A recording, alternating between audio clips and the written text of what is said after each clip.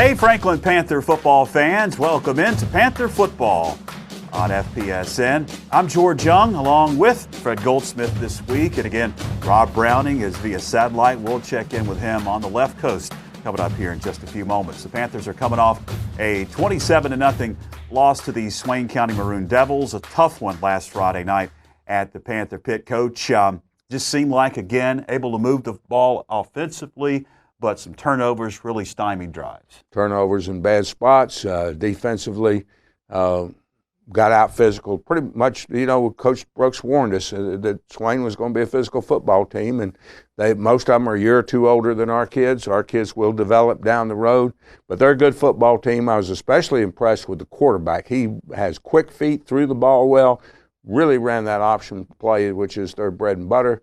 He did a great job. But they're a senior-laden football team. I hope they enjoy it. The Panthers will be back. This is a temporary deal this year, and hopefully we'll bounce back. But it's been rough.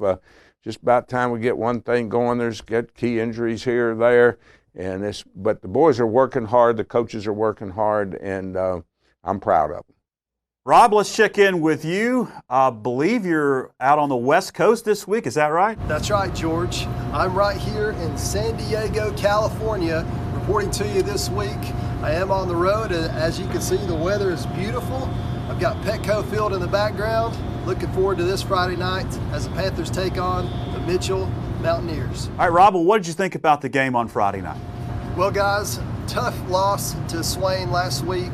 A lot of really key injuries really affected the Panthers.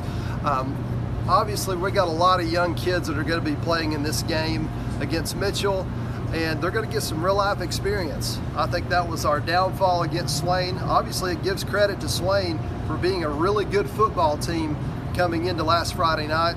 Looking for the Panthers to bounce back this week against Mitchell, but obviously going to be playing a lot of young kids. All right, thanks, Rob. And one thing I did notice, Coach, with the game against Swain, they were a lot bigger than I thought going into the game. I was shocked. I'd seen the game last year. I don't remember them being that big and physical. Coach Brooks told me they were.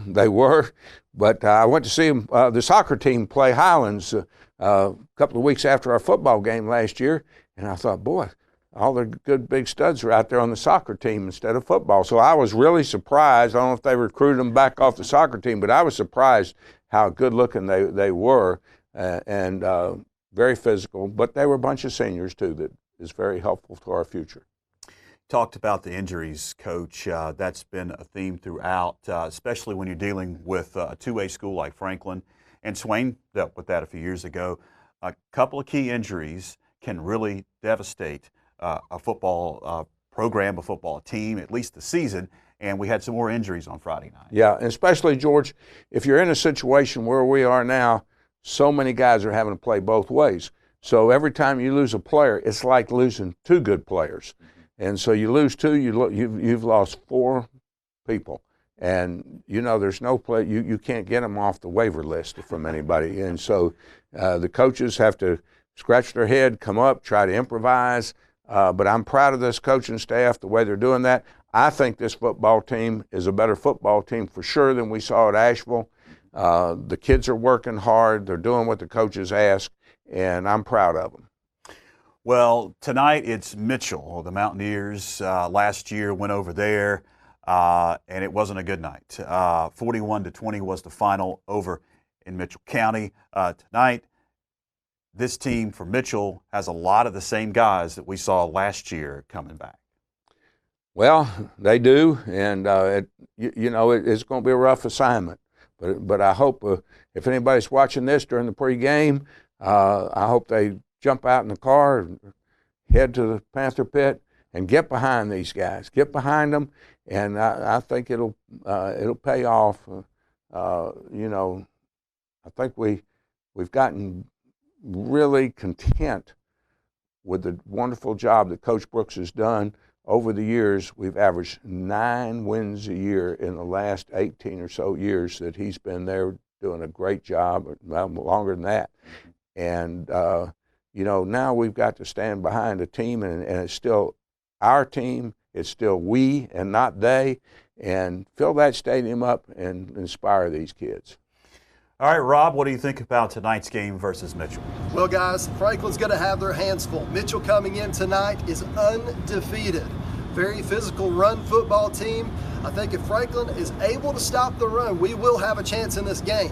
However, we're playing some really young, inexperienced kids on defense.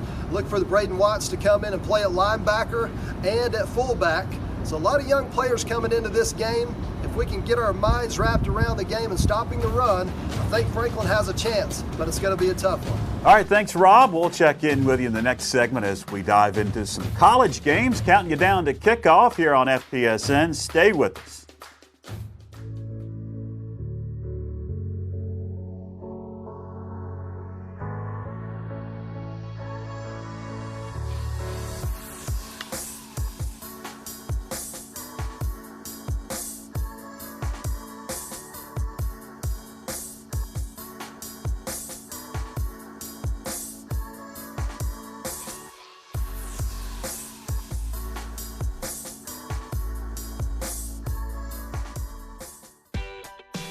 WNC Sports Zone is your official headquarters for everything Franklin Panthers. From pullovers to shirts and hats, you'll find it all at Sports Zone. From college to the pros, they've got a large selection of hoodies and sweatshirts at Sports Zone. And they can handle all of your screen printing, engraving, and embroidery. The WNC Sports Zone, located in the Franklin Plaza Shopping Center. Open 9 to 8, Monday through Saturday.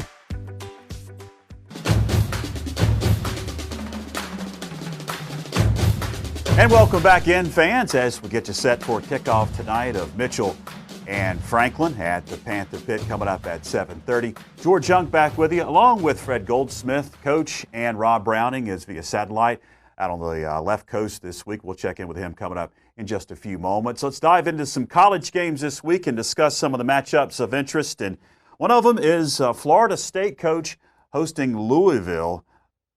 Florida State lost another tough one to Virginia on the road, tough environment. Louisville handled Western Kentucky last week. What do you think is going to happen in Tallahassee tomorrow? I think it's been an interesting game. You know, Florida State's been right on the threshold every ball game, and then they've blown these leads in the second half. And then they had a chance to come back and win it the other day. I happened to catch some of that. I'm not a big Florida State fan, but I turned it on. I was watching it, and I was kind of pulling for them there. But the honest quarterback play was awful, you know, on that final drive. But they've been on the threshold. Louisville is kind of the same type of team. You know, they played the opener pretty good, but it could go either way. Neither one of them are near as talented as they have been over the period of years, you know, coming into this. Could be a home field advantage for Florida State. You never know. All right, Rob, what do you think about Florida State and Louisville tomorrow? Well, guys, I like Louisville in this game. Florida State has struggled early this year. Willie Taggart's having a hard time getting his team back on the right track, but I do think Louisville has a really good chance in this football game. We'll see if they can pull it off. Louisville, a young team, but I really think they've got a great chance. All right, thanks, Rob. Appalachian State, they head to Chapel Hill tomorrow to take on the Tar Heels, who lost a tough one last Friday night to Wake Forest. And App's coming off of an open date controversy again with that Wake loss for UNC. What you think? Well, you know this got to be the biggest game of the year for Appalachian. No doubt about it. They come in there with 2 weeks to prepare. However, Carolina played a very good Wake team, very good football team. It was a close game, could have gone either way, and Carolina's got a lot to play for in this game to bounce back. It's a whole lot different at this point, being 3-1 and 2-2. I'd like to think it's Carolina, perhaps, but again, the biggest game, Appalachian, they will turn it all loose. This is the game of their life. All of them probably think they should have been offered by State or Carolina, you know, and so they've got something to prove down there. But in the long run, I think Carolina, with the freshman quarterback who's getting more and more experience, the fact that they lost last week will probably be a help playing in Kenan Stadium. And even though that's not the greatest atmosphere, but, you know, they ought to be inspired. All right, Rob, what do you think? Well, guys, it's going to be a tough night for App State as they go to Chapel Hill this week to play the Tar Heels. UNC coming off some really good wins the past few weeks, and App is going to struggle against their defense. I really think the UNC will pull it out. It's going to be a close one, though. App will come prepared for the football game. So we'll see a good one this week in Chapel Hill. All right, thanks, Rob. Next game, it's Tennessee heading to the Swamp tomorrow to take on the Florida Gators, who beat Kentucky on a missed field goal late. We were talking before we came on the air, Coach. Your heart goes out to that kicker. They take on a Tennessee team, struggled early on. They beat UT Chattanooga last week, handled them pretty good. What you think? Well, Youngstown State beat Chattanooga pretty good too. I mean, they are a very physical team. Florida, I saw them play in person in the bowl game last year. They've got tremendous speed, a lot of really good athletes. They've lost the starting quarterback, but in the game last week, I was very, very impressed with the new quarterback that came in and the way he played. And he played like an experienced veteran, showed a lot of class, which had been missing. Threw it well, ran it well. I think overall they probably still have too many really good athletes that are playmakers there at Florida, and they should prevail over a Tennessee team that is still in the process of rebuilding. You don't rebuild overnight in the SEC. And that's a tough place to play at the Swamp. All right, Rob, what do you think? Well, guys, Florida's a very good SEC football team. We've seen Tennessee struggle the last few weeks. Obviously, they pulled out a win against UTC last week, but I do see Tennessee to rebound this week against Florida. I really don't think they'll have a chance to win the football game, but I think they will make it close. I see Florida coming out on top. All right, thanks, Rob. Auburn travels to College Station to take on the Aggies of Texas A&M tomorrow. This is a top 25 showdown in the SEC, a big one for Jimbo Fisher. What you think? Very hard place to play. I've gone in there several times to Texas A&M, probably at least 10 times. One of the hardest places in the country to play. That Aggie War hymn gets going and the crowd's swaying. And, I mean, those Aggies, they're fired up. You know, they didn't play Clemson that bad. Their football team on the rise right there. Auburn, I'm pulling for Auburn because one of my former walk-on receivers there at Arkansas is the head coach, and several other Arkansas boys are on that staff with them.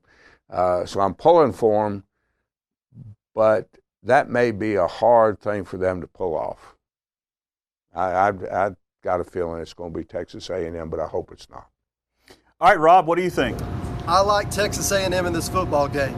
I know Auburn has a really good, strong offense, but I think Texas A&M has the full package. Kellen Mond at quarterback is going to come into this game and really light things up. Texas A&M will pull this game out. Notre Dame at Georgia, the big one. It's a primetime showdown on CBS tomorrow night. Notre Dame and Georgia played a couple years ago up there, and Georgia eked out a 1-point win. What you think? I think it's going to be Georgia. If you look from Notre Dame's standpoint, they're going in against the number 2 ranked team in the country, 3-1. You know, they're up there. Mm-hmm. So that's a great motivation for Notre Dame. However, for Georgia, playing at home between the hedges at newly named Dooley Field, Sanford Stadium, this is a big game because they represent, when you talk about representing not only the SEC in this game, they represent the South. And something happened. It's always, I don't care how bad Notre Dame is, how good they are, when they come south, it is the biggest game on anybody's schedule, whether we admit it or not. And when they come, Georgia will be ready for them. And Georgia is a very talented football team. Kirby Smart is a great recruiter, doing a great job coaching. They've got the kind of players who could play with anybody. I would be real surprised to see them lose in this kind of battle. All right, Rob, what do you think? I like Georgia in this football game. Very solid offense, very solid defense, really good athletes on both sides of the field for them. Notre Dame has struggled the last few years against SEC opponents. Look for Georgia to come out fast, strong, more physical than Notre Dame. they'll pull out this win. All right, thanks, Rob. That's pretty much going to wrap things up for the college segment of Countdown to Kickoff show. Stay with us, fans, as we get the set kickoff of Franklin and Mitchell coming up at 7:30. Our next segment, we'll dive into some high school games of interest. Stay with us on YouTube Live and Facebook Live. This is the Franklin Panther Sports Network.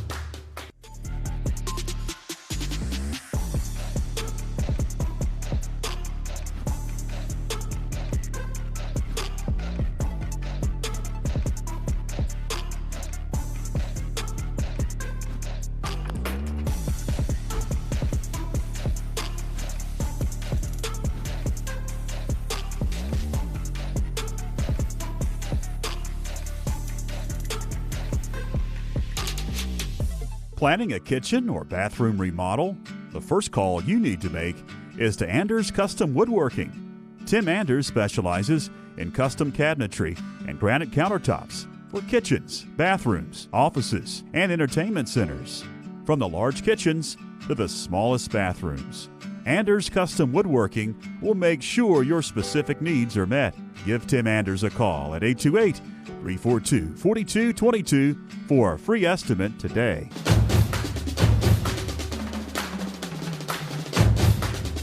And welcome back in, fans. It's the Countdown to Kickoff show. I'm George Young, along with Fred Goldsmith, Rob Browning via satellite on the left coast. We'll check in with him coming up here in just a few moments as we dive into some high school games happening around the area. Coach, of interest, one of them happens in Silva tonight. Madison travels to Smoky Mountain. Smoky got a humongous win, on the scoreboard at least, over Rosman. 63-0 was the final running clock in the second half. And Madison comes in 0-4 after a loss to Brevard. What do you think about this one? Smoky all the way. Coach Brooks picked them to be the team to beat in our conference this year. They got off to kind of an odd start. That same Swain team we saw the other day, they led 21-0. Smoky did against them. I think they've hit the stride where they're supposed to be now, and they won't have any trouble. All right, Rob, what do you think? I like Smoky to get their second win of the year here. Madison is not a very good football team. Obviously, with Smoky Mountain, you're getting players like Will Frady that are going to come in and basically dominate the game. Madison, not a very good football team. Smoky will pull it out and pull it out big. Owen travels to Brevard tonight to take on the Blue Devils, who are 3-1. They got a blowout win last week against Madison.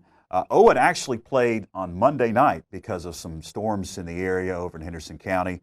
They beat North Henderson. 13-0 was the final in that one. What you thinking in Brevard tonight? I think Brevard, playing at home, program's back on track, tough kids, tough on a team, playing on Monday, coming back and then having to start your game preparation several days late. So I think Brevard's got a good shot. And Owen is next week's opponent for the Panthers. Will travel over to Swannanoa. Rob, what do you think? Big night tonight in Brevard, North Carolina, as Brevard takes on Owen. Both really good football teams. Brevard is putting the tradition back in their program. I really think they're going to take over the game and beat Owen. All right, thanks, Rob.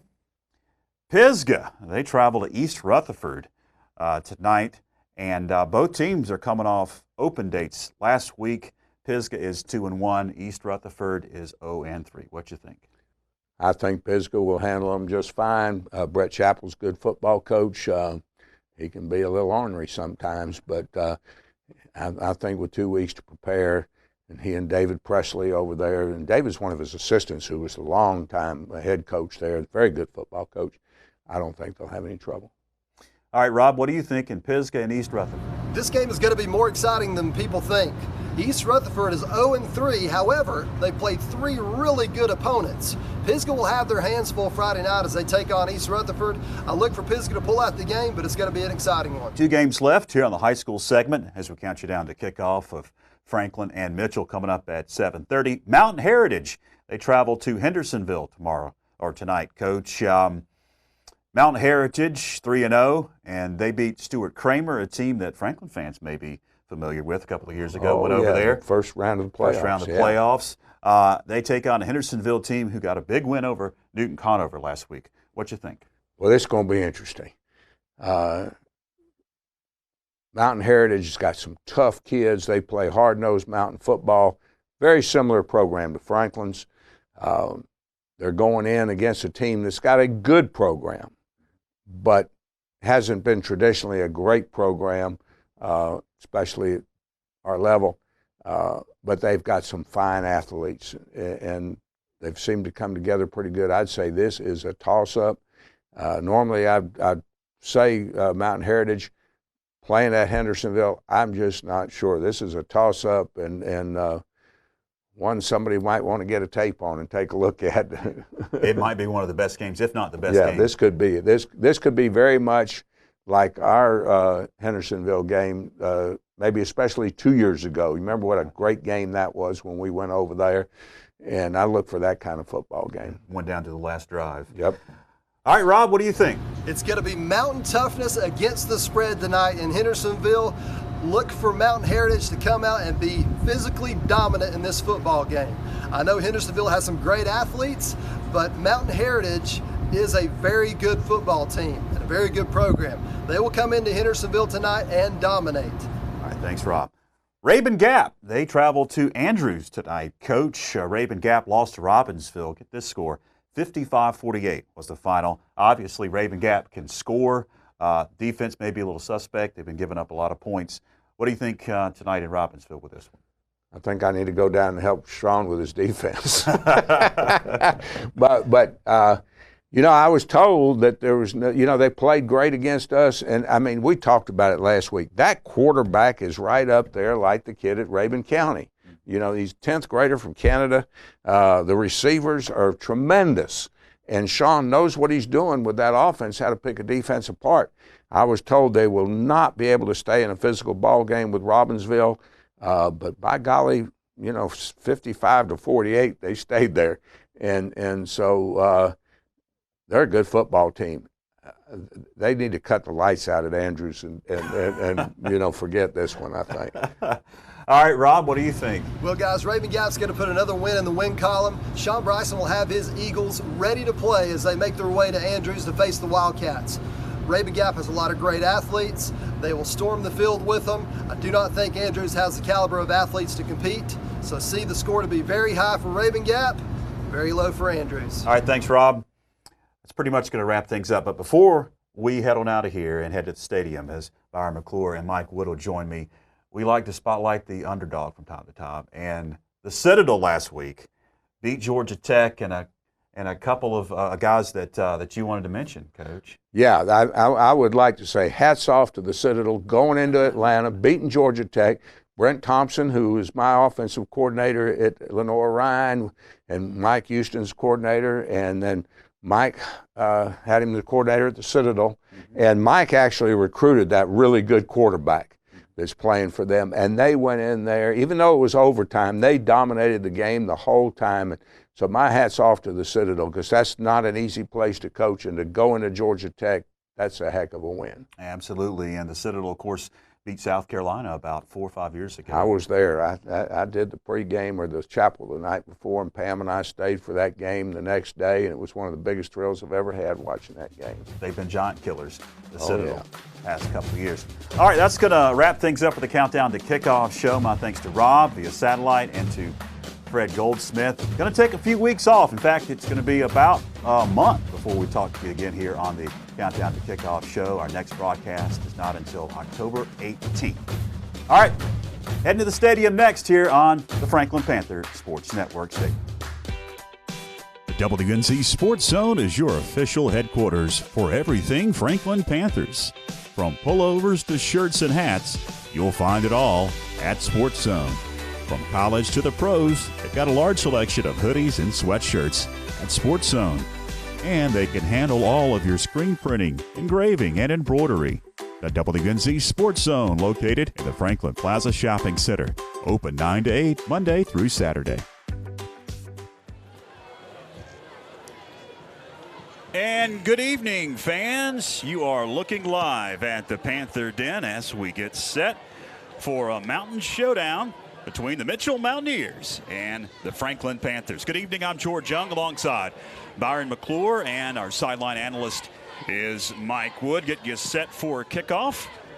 here at the Panther Pit tonight. You see the captains are heading out, and we'll have the toss of the coin here in just a few moments. Byron joins me here in the press box. You can see Mike Wood.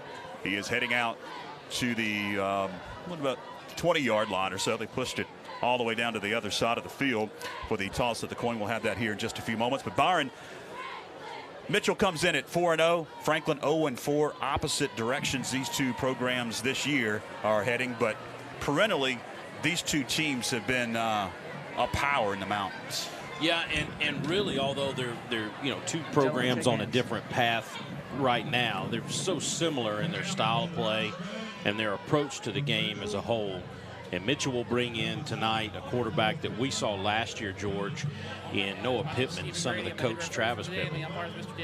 The toss of the coin. Questions that come up, please don't hesitate to come to one of us. We'll get you guys the best answers that we can, okay, guys?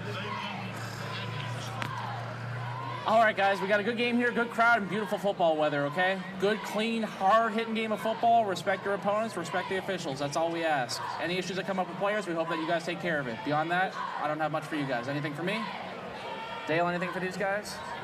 Mitchell, you guys are visiting. You get to call the coin flip. There's heads, there's tails. Tails and heads. What's your call? Tails. Tails is the call. Tails. It is a tail. You guys have won the toss. What would you like to do? We want the ball. You guys got the ball now. Which way are you guys going to kick? What? Yeah. Sounds good. Go down there with Dale. Mitchell, you guys are here with me. As you just saw, the Mountaineers won the toss and elected to receive the opening kickoff. So we'll see the Mountaineer offense to begin this ball game. And a theme throughout this year, and it really came to a head last Friday night, has been adversity with injuries and low numbers. Yeah, it's what a year. And when it rains, it pours. It seems like in Franklin last week, unable to put points on the board. It's been a long time since that's been the case in the Panther Pit. But this team has really faced a lot of adversity, George. I mean, if you, on its face, it was already due to play a lot of young kids in very important positions. And then you have lost so many important pieces of the cog over the last few weeks. And we'll talk about that as we go. But just a lot to overcome. I mean, you've got a kid tonight starting at inside linebacker for Franklin because of injury, who is a freshman and just turned 14 years old. I mean, says a lot about the kid's ability, but it also tells you a little bit about where we're at in terms of numbers and kids right now at Franklin High School. Coach Josh Brooks and his defensive staff are doing the best they can to salvage this season. Here come the Panthers onto the field. Mitchell just came onto the field, onto their side of the Panther Pit. The band plays Rocky Top. We're just about ready to get this one underway. We'll head down to our sideline analyst, Mike Wood, who was in that locker room. And, Mike, a lot of adversity that these Panthers have faced. How was the mood in the locker room for this one? Man, thanks, George. Great night down here. Great weather for football. Good atmosphere. Good team. Mitchell coming to the house. The atmosphere in the locker room, you know Coach Josh, I've been with him 15-plus years. There's no excuses. Players that are up need to play. We got a lot of young people in there starting tonight. They're excited about their opportunity. But with Coach Josh and them, they will make no excuses. They're going to put the best we have on the field tonight and battle Mitchell. Appreciate it, Mike. We'll check in with Mike throughout the entire game, our sideline analyst for tonight's broadcast, as the band heads off the field. And fans at the half will have a chat with Buddy Huckabee, the director of bands, after the band performs at the half of this one. As they head off the field, we'll get set for the kickoff. George, as we get prepared to see this Mitchell offense first thing tonight, a couple of names you ought to remember right here off the top. Number 7, Noah Pittman, the quarterback, a senior. His favorite target, number 10, Tyler McKinney, a 6'2", 200-pound receiver and safety. Very athletic, very physical. Those are the two most physically imposing kids they have in the skill positions, but they can get it done. And you talked about McKinney. He stands back deep to receive the kickoff from Charles Trentham. He has teed it up, waiting for the official to give you the signal.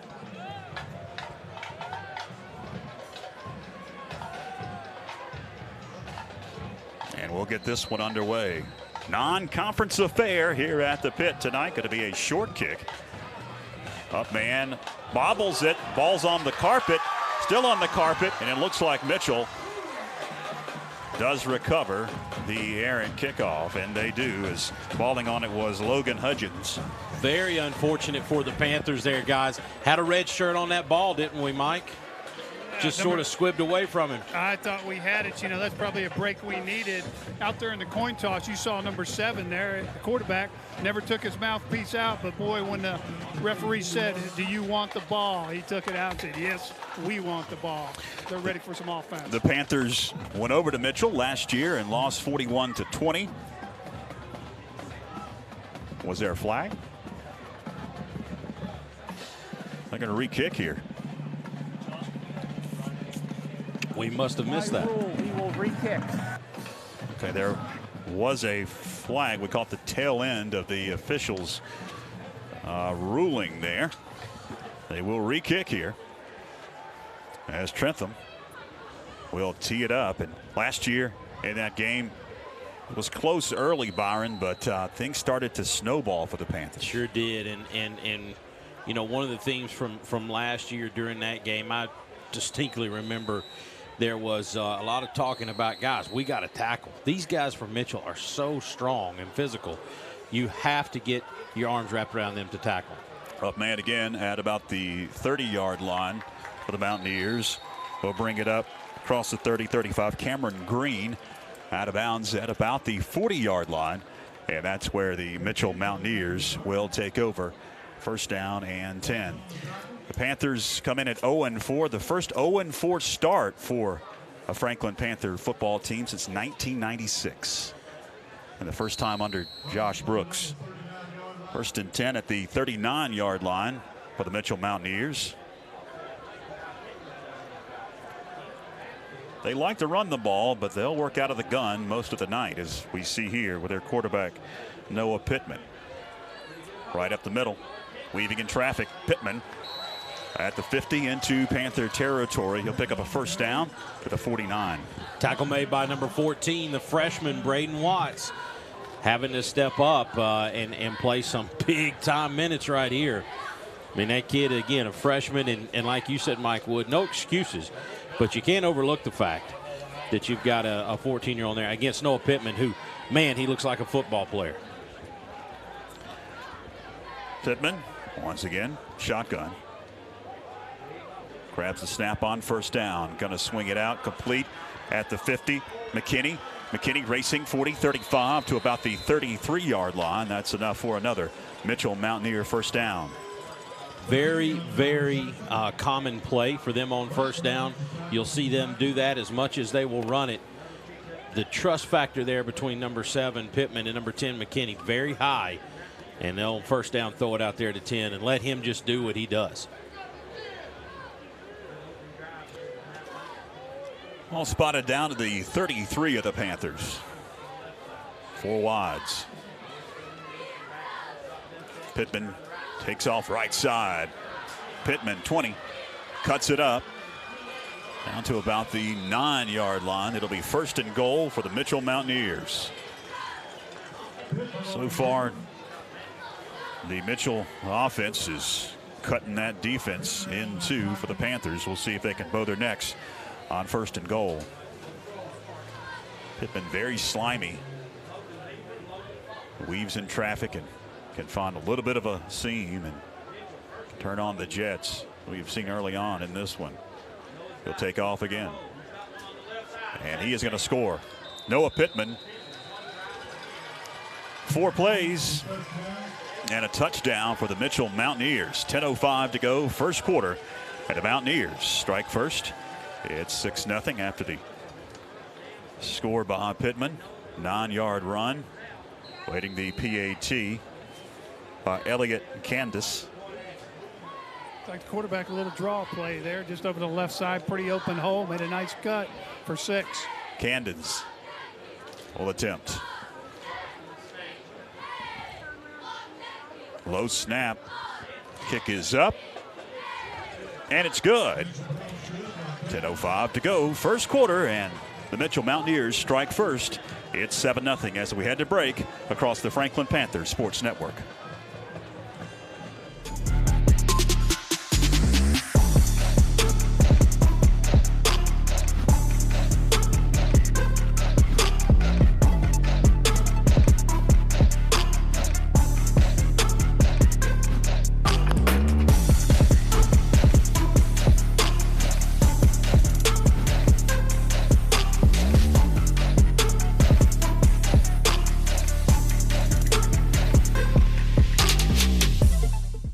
Planning a kitchen or bathroom remodel? The first call you need to make is to Anders Custom Woodworking. Tim Anders specializes in custom cabinetry and granite countertops for kitchens, bathrooms, offices, and entertainment centers. From the large kitchens to the smallest bathrooms, Anders Custom Woodworking will make sure your specific needs are met. Give Tim Anders a call at 828-342-4222 for a free estimate today. And the kickoff will sail into the end zone as we come back from break.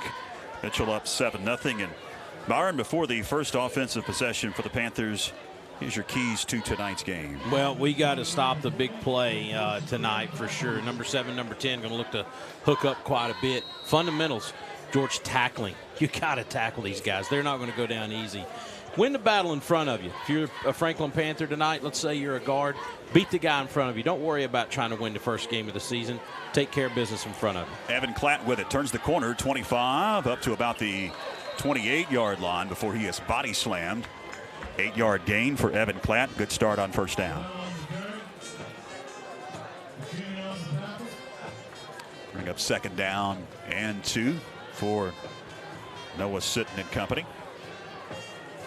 Nice crowd on hand from Mitchell County. They made the nearly 2-hour trek. We went there last year, and it's a haul for sure. But JVs went up there last night, got a win, George. They brought a good contingent tonight. On the snap, we've got whistles and a flag. You know, and those are the kind of things right there, guys. Prior to the snap, false start. Offense, number 52. 5-yard penalty, second down. You get a 2nd and 1 opportunity, Mike Wood, and then you do that right there, and it just seems like that's something we certainly don't need this year in the face of the type of offense that we're having to run and a new running back every week. Got to play ahead, not behind. 2nd and 6, hand to Klatt up the middle. Klatt fights forward to the 27-yard line. It's going to bring up 3rd and short, 3rd about 3 for the Panthers. Yeah, Byron, we need to retain the ball as long as we can, make some sustained drives today, keep that Mitchell high-powered offense off the field.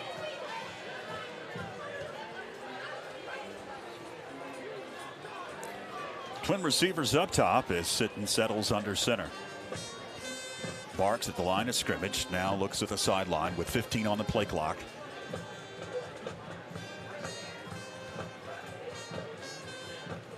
Hand going to go to Klatt again. Klatt tries to turn the corner, fights his way across the 30, and he'll pick up a Panther first down. Very good second effort by Evan Klatt, getting the opportunity tonight with the absence of Seth Price.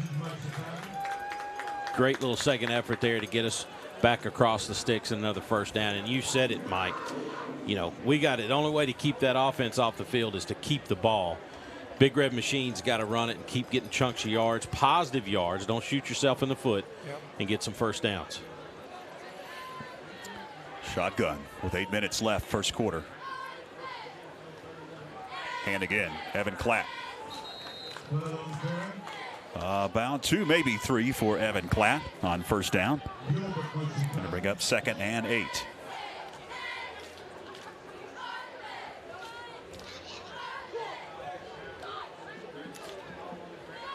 Glad that you're with us on YouTube Live and Facebook Live.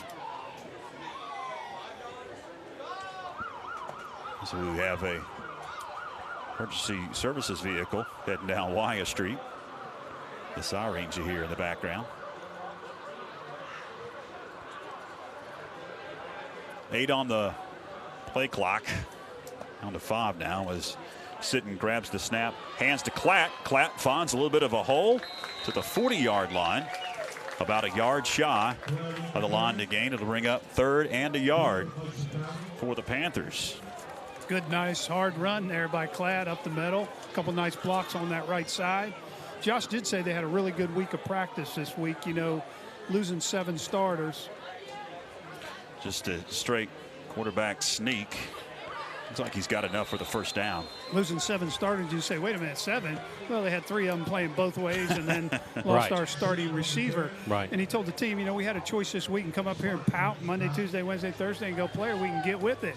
And very impressed the team got with it this week. And good to see Christopher McGuire back this week. First game of the season. Christopher was in there at cornerback a little bit during that first series. And another option at quarterback for head coach Josh Brooks.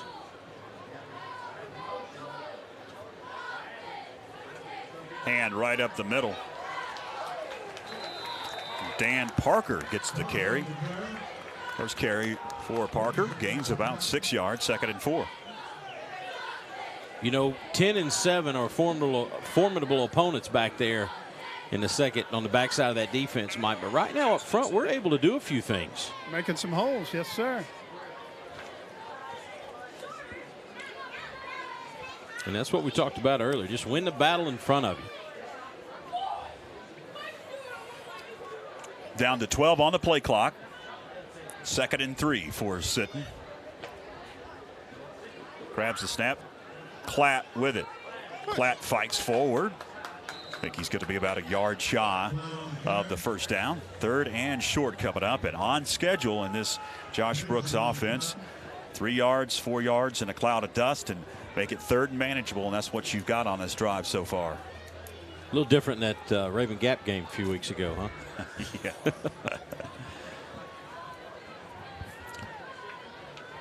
Third down and short. Just a straight quarterback sneak again. We'll see. I think he got enough. The spot for the far side. Yes, it'll be enough for Panther first down. It'll stop the clock briefly with 5 minutes remaining in the opening quarter. If you just joined us, Mitchell took the opening kickoff in 4 plays, punched it in for 6 points, added the extra point, 7-0. That's where we stand as we tick under 5 minutes remaining in the first quarter. Our final of 4 in a row on YouTube Live and Facebook Live here at the Franklin Panthers Sports Network, all at home. Panthers will be at Owen next Friday. We'll not have that broadcast on YouTube or Facebook. An off week and then another road game. That'll be against the Hendersonville Bearcats, so almost a month before we'll talk to you again. Sitting with it. And sitting to about the 44 of the Mountaineers.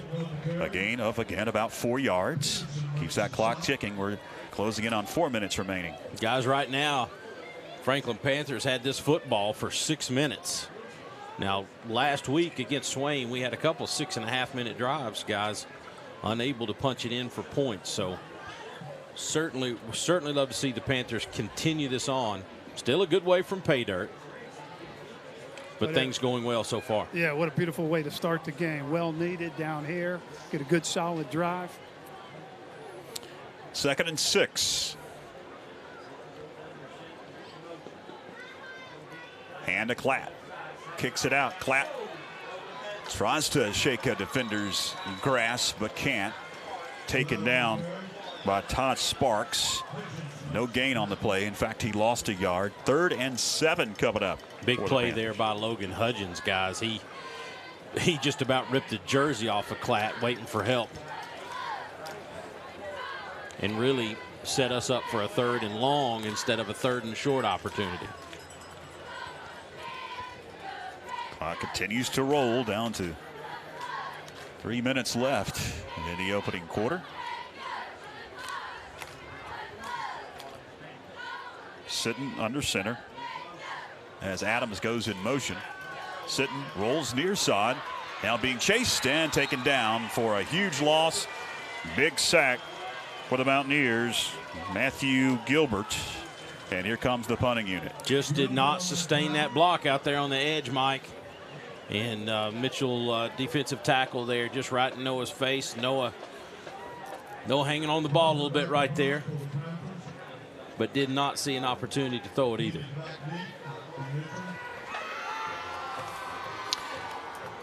Back deep to receive for the Mountaineers. Tyler McKinney as the kick is away. And McKinney falls for a fair catch and receives it at the 28-yard line. That's where the Mitchell Mountaineers will take over First down and 10 on their second offensive possession in this ball game, up 7-0 with 2:08 remaining in the first. Coming up at the half, fans will have the halftime performance by the Franklin Marching Band, then a halftime interview with Buddy Huckabee, the director of bands here at Franklin High. They'll be competing in their first competition tomorrow. First and 10 at the 26 officially. Noah Pittman again in the gun, deep. 3 wides on first down for the Mountaineers. Drops deep, now flushed out, right up the middle, cuts out. Pittman, slimy, 50, Pittman loose. At the 30, the 20, 15, 10, 5. Touchdown, Noah Pittman. And he did that all on his own there. You saw what I saw. Broke about 7 tackles. Scrambled around. Looked like a video game there for a minute, Byron. He's pretty shifty, guys, and tough to boot. We have not made comment up here a couple times. He's tackled our kids, and I thought he just about put one of them in a suplex a minute ago. You can tell this kid is a football player.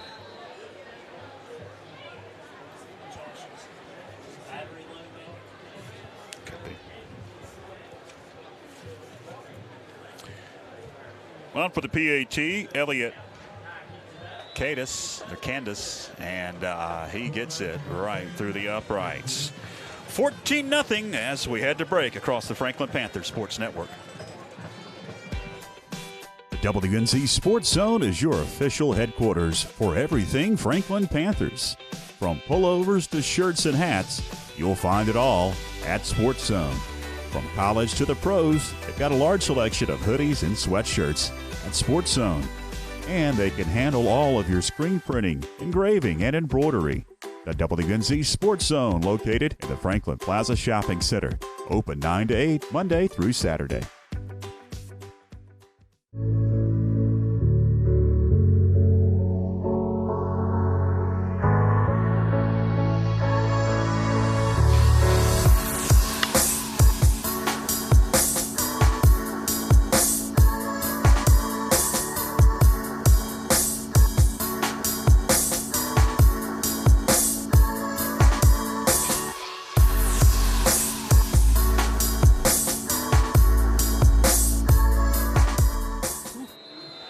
And again, the kickoff sails into the end zone for a touchback. Mitchell has a kicker. We've seen 2 kickoffs sail deep into the end zone. And the Panthers start at their own 20-yard line. First and 10 now, trailing 14-0. 5 offensive plays for Mitchell and 14 points in this game with minute 53 to go in the opening quarter. Shotgun for Noah Sitton. 3 wides. Looks to pass, fires, almost picked off. He had his hands on it, did Garrison Phillips for the Mitchell Mountaineers. Pass was intended for Seth Krupe. Second down. Took a while to develop, didn't it, Mike Wood? Yeah, it was a little slow there. I thought the receiver should have done a little box out, but easy to sit over here in the sidelines and second guess everything. No, it had a little steam on the ball.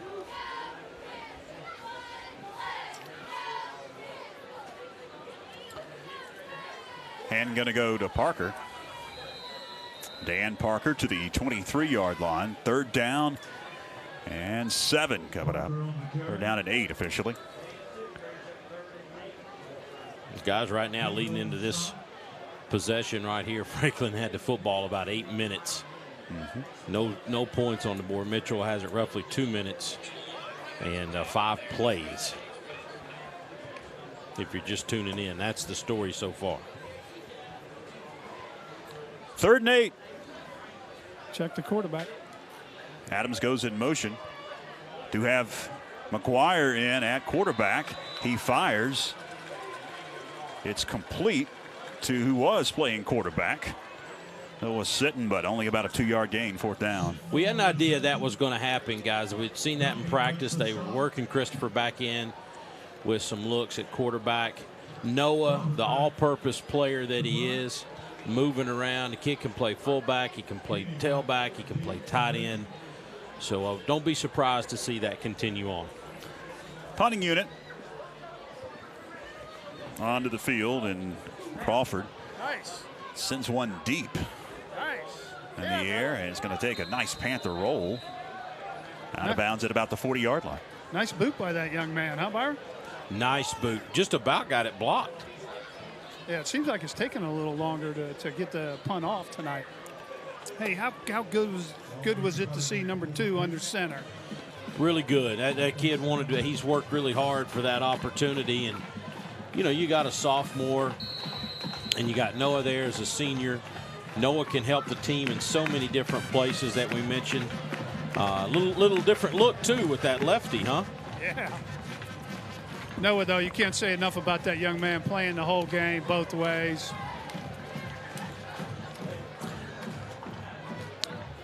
Pittman, who scored on the last offensive play for Mitchell, will fire in the flat, complete to McKinney, turns the corner 50 and tries to hurdle a guy, goes in the air, then gets upended. And they'll mark him out at the 42-yard line.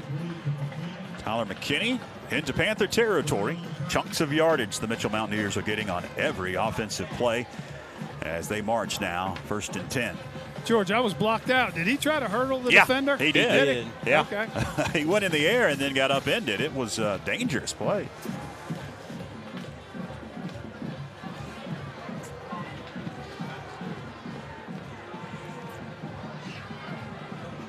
And going to go up the middle this time, and fighting forward for about 8, maybe 9 yards is Tanner Duncan.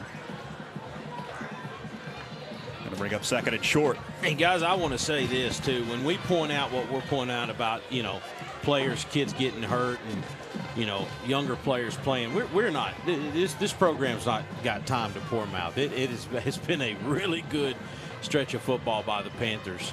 And right now, they're just fighting through, seeing who's ready to step up and play in these positions. The quarter has ended. 1 quarter in the books here at the Pit.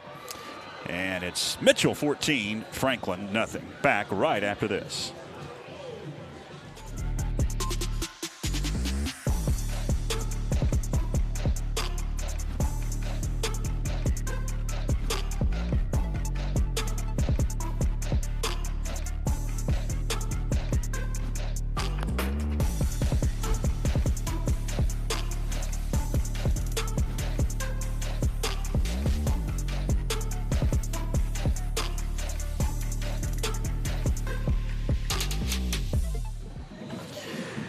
Switch ends at the field, and we'll begin the 2nd quarter with Mitchell facing a 2nd down and 2. And there was something that you wanted to talk about, Byron. Yeah, so we'll begin the 2nd quarter. Absolutely. Where I was going with all that, you look at the back end of Mitchell's defense, guys. They've got Pittman and McKinley, 2 seniors weighing over 200 pounds, football players, as you can see here on the screen.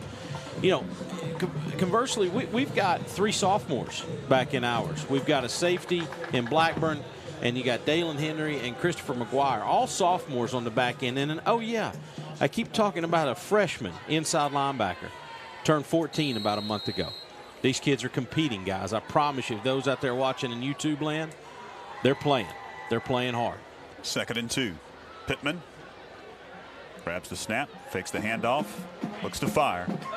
Over the middle, and it is caught by McKinney for the touchdown.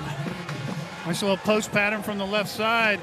Even though the young 14-year-old had a little pressure on the quarterback there, Byron, still made a nice spin of the ball for 6 for Mitchell. Got the matchup they wanted there on Klatt, who, of course, doesn't have the athleticism that the corners do. And like you said, right across the middle of the field, wide open. Cadence with a point after. Out of the hold of Ty Pittman. In a low snap, he gets it down, and the kick is good. We'll take a break from the Pit. Back right after this. The WNC Sports Zone is your official headquarters for everything Franklin Panthers. From pullovers to shirts and hats, you'll find it all at Sports Zone. From college to the pros, they've got a large selection of hoodies and sweatshirts at Sports Zone.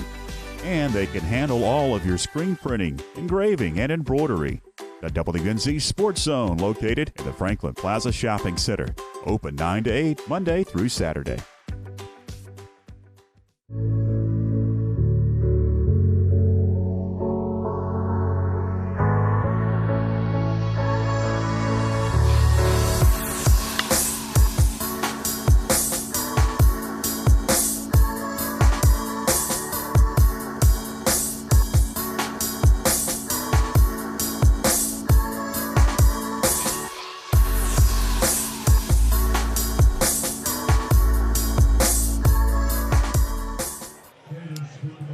Elliott Cadence, who has got a powerful leg for Mitchell, has teed it up, and he's going to kick it away. We'll see if this one sails into the end zone like many of his kicks have tonight. High and deep, and we'll break the plane. Touchback for the Panthers. They'll take over now, trailing 21-0. Yeah, hey, guys, Fred Goldsmith sent this through. An event sponsored by FCA and I think the First United Methodist Church here in Franklin. On September 29th, they're going to have what they call worship in the parking lot, right here in the Franklin High School parking lot. Praise music, games, possibly food trucks, a message, and some pretty cool raffle prizes. Again, that's September 29th. Let me get the time on that. First down and 10. Pittman. Or check that. Chris McGuire is checked in as he hands to Dan Parker. McGuire under center and a couple of yards on first down. It's going to bring up 2nd and 7 after the run by Dan Parker. Going to start that worship in the parking lot at 4:30 with games and prizes. Message to be delivered at 6 o'clock. So music, games, a good time there in praise and worship right here in the Franklin High School parking lot, September 29th. McGuire. Send Adams in motion. Takes out. Got a hand to Klatt. Klatt tries to turn the corner, and he's upended after a 3, maybe 4 yard gain. Going to bring up a 3rd and short now as we tick towards 11 minutes remaining here in the second.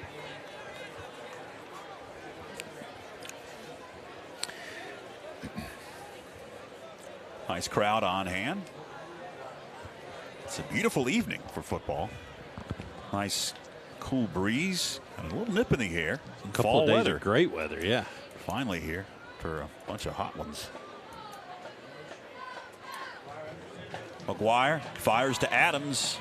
Adams catches it in stride, picks up the first down, but he's going to be tackled after about a 4, maybe 5 yard gain. That'll move the sticks though.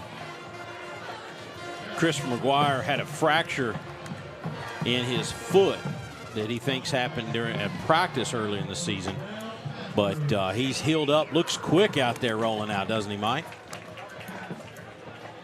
Yeah, he does. Sorry, I was watching Josh. He was trying to get a segment. It looks good. He spun that ball really nice, right in stride to Adams. Come on, Klatt. Klatt with it. A couple maybe on first down. Had trouble getting started. Maybe no gain. Bring up 2nd down and 10. And, you know, like we talked about last week, Byron, as a player that's never off the field, all of a sudden Chris is sitting on the sideline watching 3 or 4 weeks. You learn a lot over here watching and paying attention.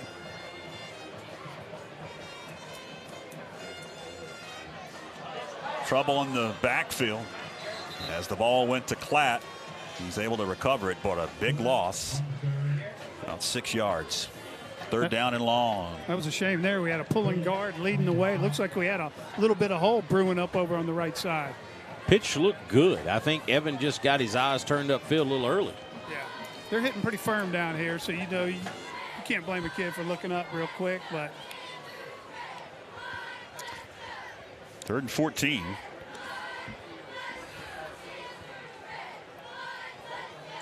Let's see what our future quarterback number 2 does here, Byron. McGuire plants his foot, thought about firing, now going to heave one to the sidelines. It's caught at about the 35, push back. but he's still going to be well shy of the first down. Who was that caught that one? Was it Adams? Yeah, I believe it was. It was Grant Adams on this near side. And 4th down and about 8 coming up. Hey, Byron, you and I have been doing this 100 years with George. I don't remember a left-handed quarterback taking snaps for the Panthers. I don't either. I don't either. We were talking about this not too long ago. I can't remember, talking with someone, and we could not come up with anyone. Punting unit on the field. Snap is back. The kick is out of there. Nice spiraling kick. And fair caught by McKinney at about the 39-yard line. And again, here comes that high-powered Mitchell offense onto the field. 8:57 to go here in the second. McGuire did look mobile back there on that roll out there, didn't he, when he stepped up in the pocket and moved left? Whole lot different look. I mean, of course, him and Noah are 2 different builds and everything, but certainly lighter and more nimble back there at the quarterback position. Yeah. He's still got to see if he can take. I'm going to tell you, Noah Sitton has taken some licks this year. Yeah, he's over on the sideline kind of looking at an ankle here, waiting for the Lynette, the trainer, speaking with him right now, guys. Pittman on 1st down, fires, sliding, and catching the ball is Ty Pittman. Simply marking. Looks like it's going to be at the 30, make that the 46-yard line. So does that mean sitting out at linebacker right now, is that Ryan Craig, the other linebacker? I believe so. And he's impressed you this year. He's all over the field, but Noah's taking off his shoe right now for the trainer, seeing what's up. My goodness. 2nd and about 3. Swinging it out near side, caught McKinney. 50, 40. McKinney out of bounds at about the 32. Marking back. Mitchell is moving again as they're in Panther territory now. Young man's hard to tackle, Mike. You know, I don't know what it looks like on TV, but he ran right by me 2 or 3 feet. Kid's a strong-looking kid with a lot of speed. Mitchell has been a 1A power for a number of years. Played for a state championship a couple of years ago. Have had some battles with Murphy over the years. Now 1A level. Pittman drops deep in the pocket. Heaves one to the end zone and overshoots his intended receiver, Todd Pittman. Gonna bring up 2nd down. We got beat at the corner spot right there, Mike. Safety got there a little late too. I think that ball luckily was just thrown out of bounds because the guy was there, come a little bit earlier and been another 6 points. Yeah, looks like he had a little pressure from the inside Panther defensive line also.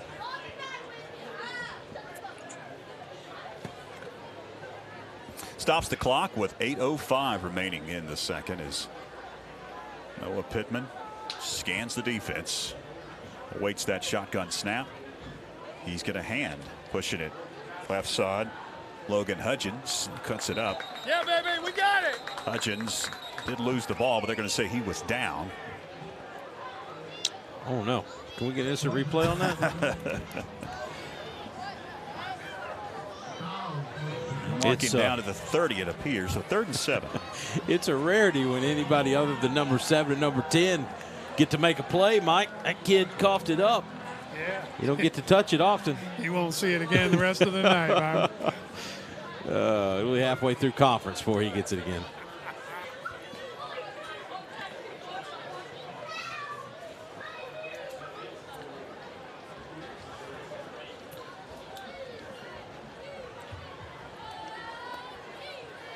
Pittman on 3rd down. Fires in stride, caught, 1st down at the 20. Time it was Garrison Phillips with the reception. So move the change for the Mountaineers. Dalen Henry backed up a little bit, respecting the outside receiver. Saw that little inside pass being thrown to pass to the inside receiver. Should try to step up and get it, but speed. These guys are deceptively quick out here in the purple and white.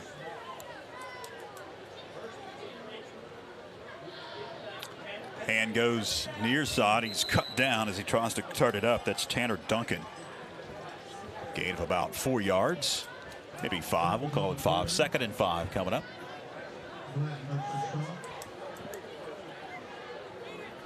As they get down to that end zone, I can't see. I have to look at our gigantic monitor we have over here. We need to post a picture of this on our Facebook page. How big this monitor is. Pittman scrimmaging from the 16 on 2nd and 5. Takes the handoff. Pittman takes off. And he is hemmed in and dropped after a couple of yards.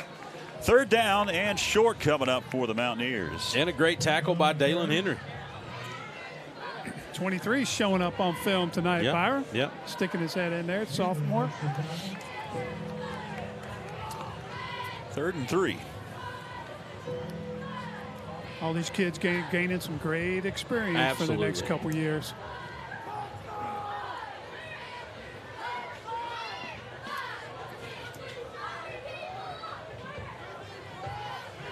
Looking to pass. Pittman finds his receiver. That's McKinney. Turns the corner. McKinney to the goal line. Touchdown. Mitchell. And they tack another one on. It is 27-0. Just a little flat pass to the right, and number 10, the kid did all the work, beat 2 defenders, dove in the air for the end zone. If I was a quarterback on Mitchell, I'd throw it to that kid every time. Elliott Cadence will attempt out of the hold of Ty Pittman, the PAT. Kick is up. And it's good. 5:18 to go, 2nd quarter. 28-0 Mitchell. Back right after this.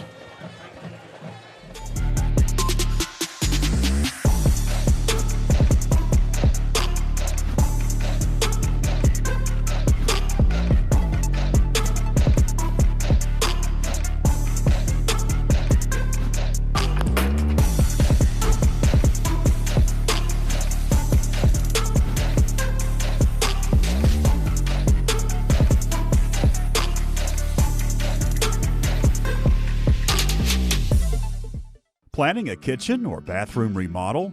The first call you need to make is to Anders Custom Woodworking. Tim Anders specializes in custom cabinetry and granite countertops for kitchens, bathrooms, offices, and entertainment centers.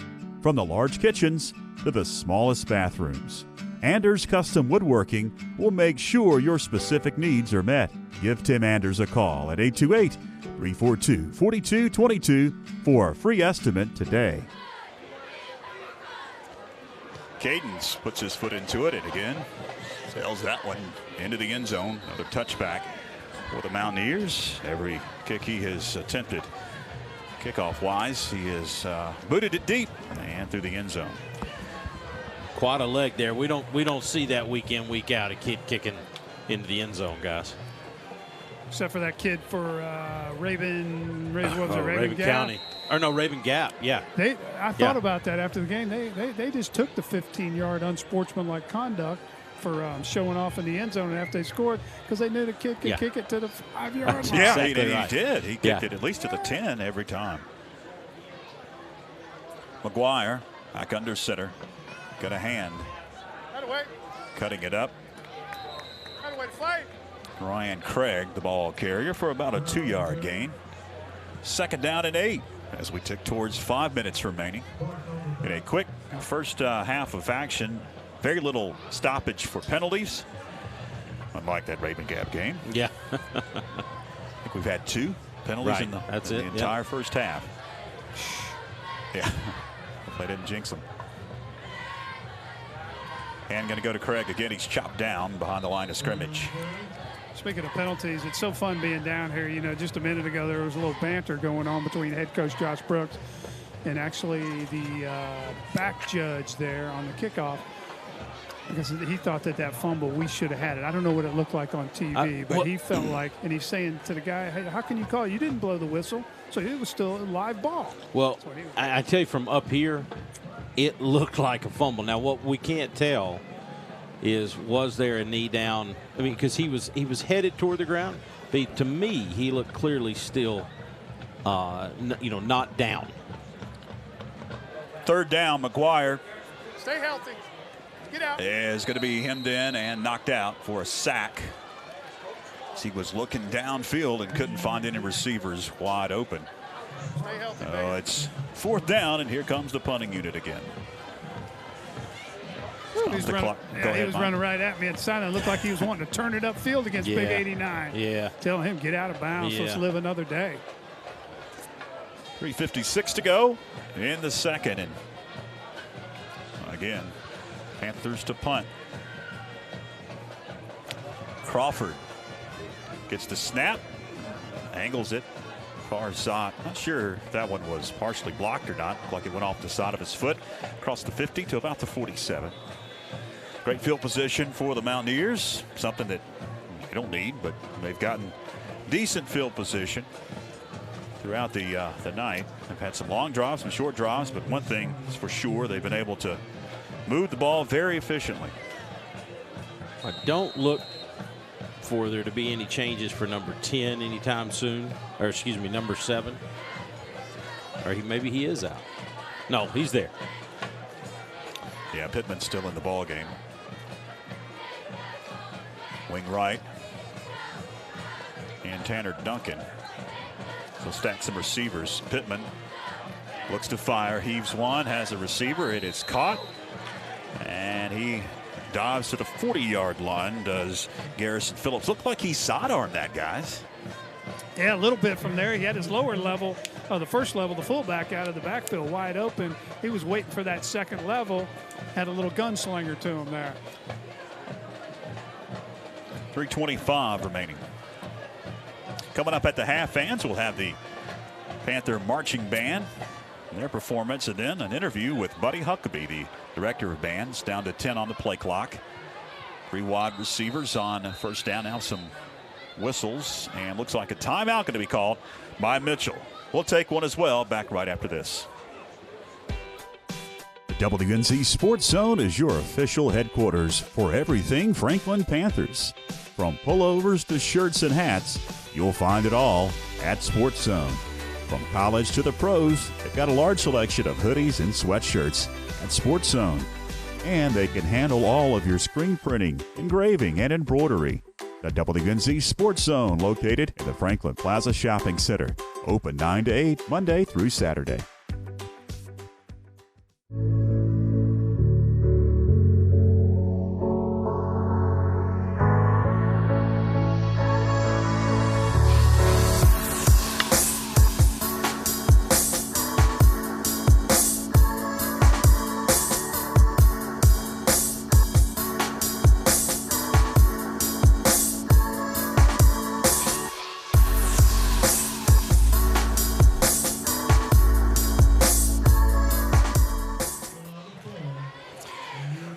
Back to the Panther Pit. Mitchell called a timeout there first. We got 2 more here in this first half. Noah Pittman and company will work on first down. Hand goes right up the middle. Duncan, big hole. He's loose. 10-5. Touchdown, Mitchell. Travis Duncan. Pretty smooth run there. Just you saw it like I did. Just cut right through the middle of the defense. Nobody stepped up and made a tackle. Kid made a couple nice moves. 6 points for Mitchell. Nobody home either. Hot knife through butter. Linebackers had read that first step toward the right. He cut it back. Nobody home. PAT about to be attempted. 3 minutes exactly remaining in the second. At the 35th point for the Mountaineers. Get a low snap. They get it down. And it's up and good. Back to the pit in a moment.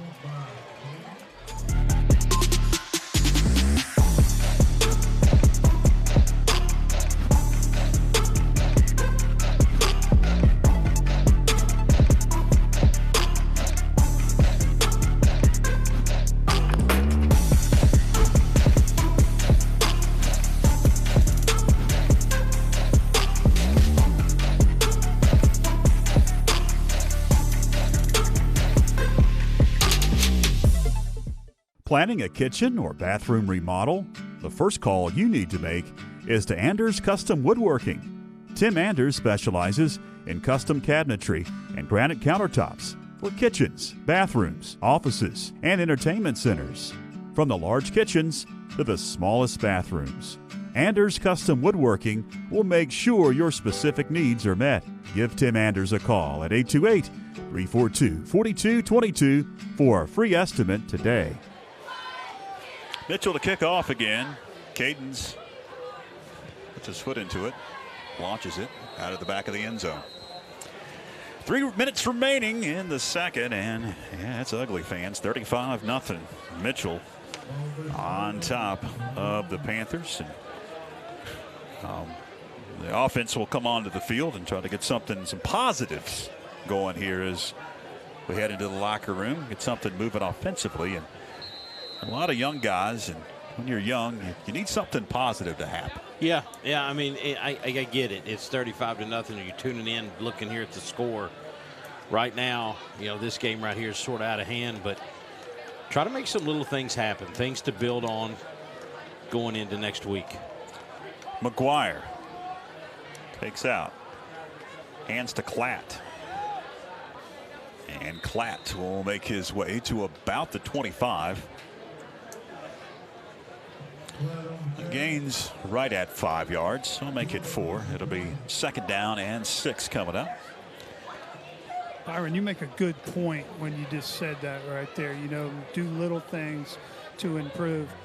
Before the game today, Coach Josh kind of gave a speech about he played college football. He says, I can't tell you many scores that we had or how the game went, but I can tell you the people on my team who gave an effort every day at practice and at the game.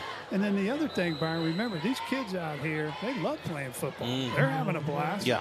I mean, it's hard to say, but they like playing the game. Yeah.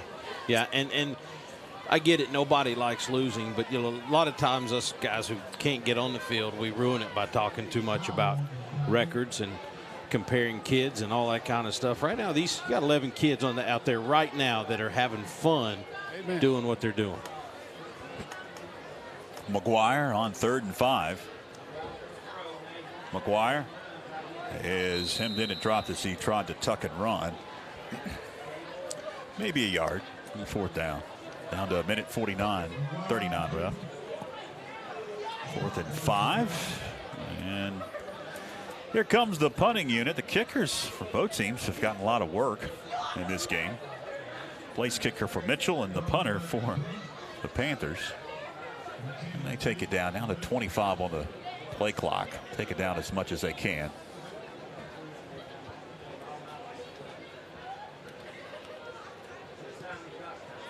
Nice punt. Spiraling kick. Nice roll. Chandler getting in a groove. You can hear it off of his Good foot job, with Chandler all the Crawford. Yeah, the mics we have. You can hear the poof. Yeah, he hit that one solid.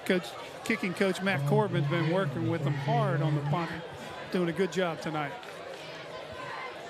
61 seconds left in the first half. Mitchell will come on out on offense once again at the 35 of their very own. See if they are subbing any guys in. Nope, looks like Pittman will remain on the field.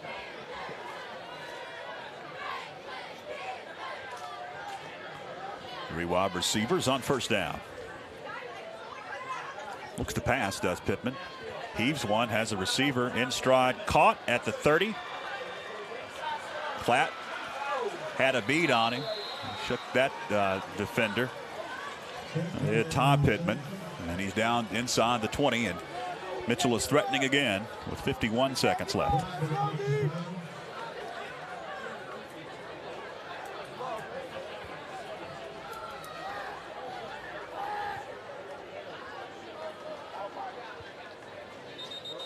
We got flags on the snap. I don't think they were set. There's some movement before the snap. Prior to the snap, encroachment, off penalty, lined up offsides. The official wide out. just gave us the flag. I'll back them up 5. Clock does stop. It was running. 50 seconds left.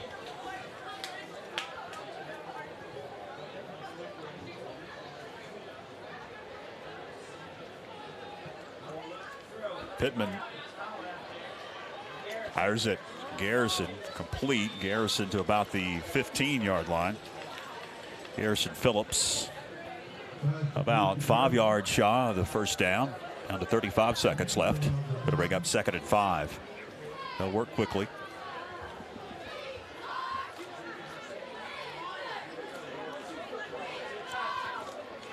Pass complete to Ty Pittman. And that's going to pick up Mitchell first down and stop the clock with 18 seconds left. It'll be 1st and goal at the 7. Timeout Mitchell, call. the 2nd timeout of the half. And we'll take one as well, back right after this.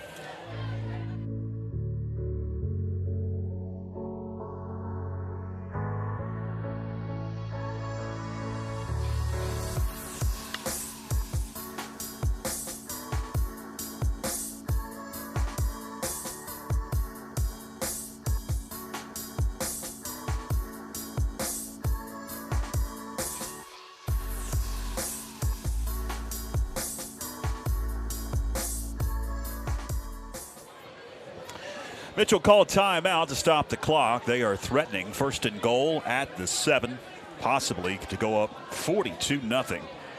And if they do, then at the beginning of the 3rd quarter, we'll have a running clock in this game. The 42-point differential will kick into effect.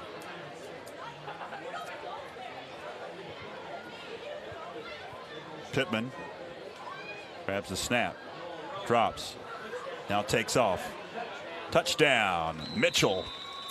Noah Pittman 7 yards out, and it's 41-0 with 13 seconds left in the 2nd quarter.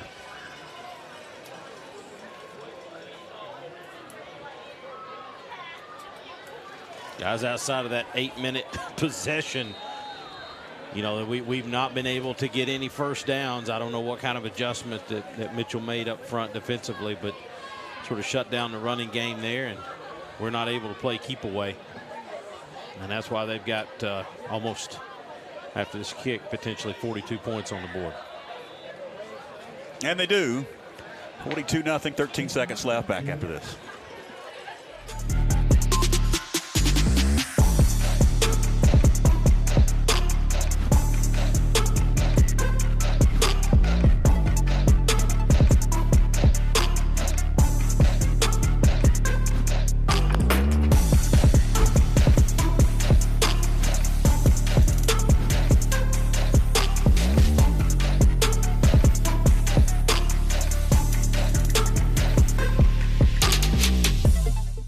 Planning a kitchen or bathroom remodel?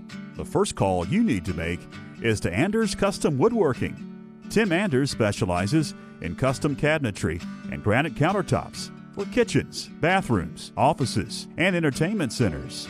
From the large kitchens to the smallest bathrooms, Anders Custom Woodworking will make sure your specific needs are met. Give Tim Anders a call at 828-342-4222 for a free estimate today. Cadence approaches the football. And it's in the end zone for a touchback. 13 seconds left. And Franklin will have it at the 20-yard line. Now trailing 42-0. Glad that you're sticking with us, fans. Still have a number of folks watching, even though it's a blowout. And coming up at the half, we'll have the Panther Marching Band performance, as they'll have their full show with props and everything. It should be a fantastic event coming up here in just about 13 seconds. And then we'll have an interview with Buddy Huckabee, the band director, after the performance. That's all coming up at the half here on YouTube Live and Facebook Live. 13 seconds left as McGuire takes out, and there's a fumble, and it's going to be recovered. That'll do it. Dan Parker recovered the fumble. We head down to double zeros. And that's the story after 2 quarters here at the Panther Pit. Head into the locker room. Looks like Mike is in position to get an interview with Jay Brooks here right directly. We'll head down to him whenever they get into position and hear Jay's thoughts on that first half. And if you've ever run into a buzzsaw, I think Mitchell's offense is a buzzsaw for sure. And looks like Mike has cornered Jay, and we'll head down in just a few moments and check in with Mike. All right, he's ready. Mike, go ahead. All right, thank you, George. Byron down here with offensive line coach Jay Brooks. Jay ran into a little offensive buzzsaw from Mitchell there. Pretty solid offense. Well, if you know anything about football, number 7 and number 10 for Mitchell, the two best players on the field, all returning starters. I think they got 9 returning starters on defense, 8 returning starters on offense. Ranked high in the state, and they are what they are. We're playing with a very young team, a lot of inexperience, and they're taking advantage of that. I did really enjoy Coach Josh's pregame speech. There's no excuses out here in Panther. We got Franklin on the front of our jersey. We're going to fight and claw all the way to the finish line. Absolutely, and we're going to continue to do that. We're going to get up. We're going to watch film in the morning.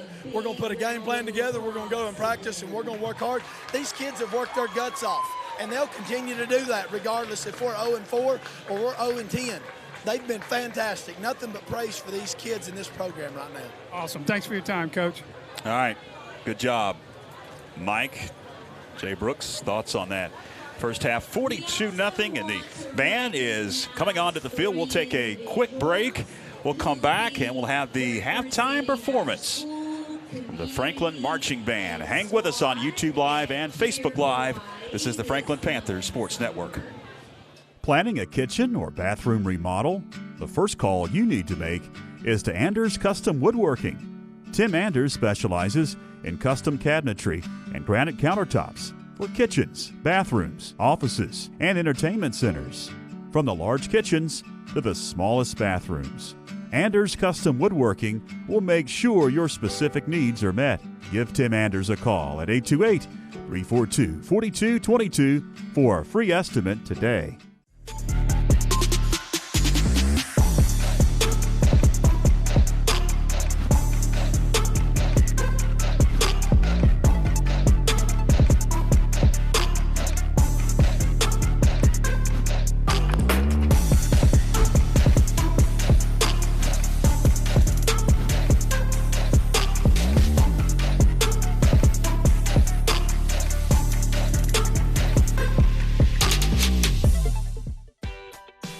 WNC Sports Zone is your official headquarters for everything Franklin Panthers. From pullovers to shirts and hats, you'll find it all at Sports Zone. From college to the pros, they've got a large selection of hoodies and sweatshirts at Sports Zone. And they can handle all of your screen printing, engraving, and embroidery. The WNC Sports Zone, located in the Franklin Plaza Shopping Center. Open 9 to 8, Monday through Saturday.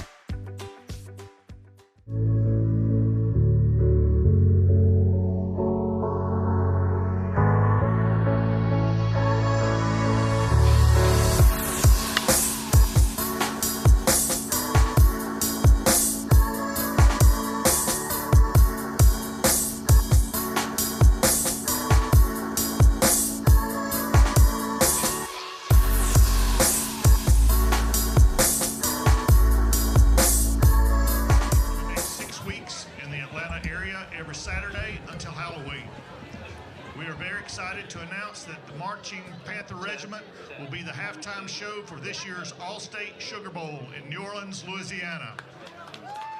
They will perform halftime for over 90,000 spectators and on national television for the Sugar Bowl halftime and the Sugar Bowl parade. The band will begin its annual Indian River fruit sale to help our students get to New Orleans in a couple of weeks. Please go to our band website or call the school to order fruit to help our students raise funds for this once-in-a-lifetime opportunity. And now, under the field leadership of drum majors Jared Hedden and Jared Ross, please welcome your Franklin High School Marching Panther Regiment Band.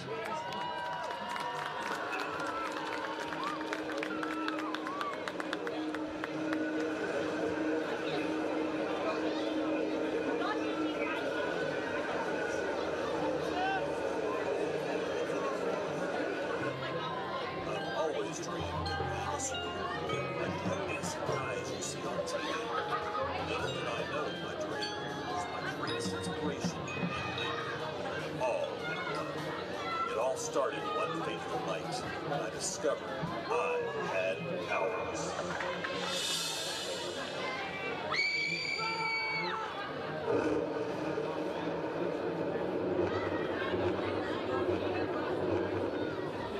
Wait. I have powers?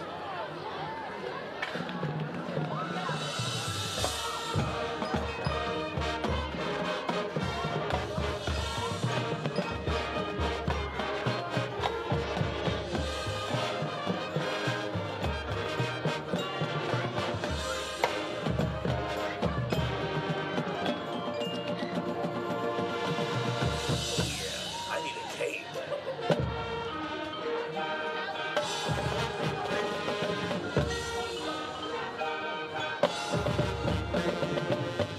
Well, hello, ladies.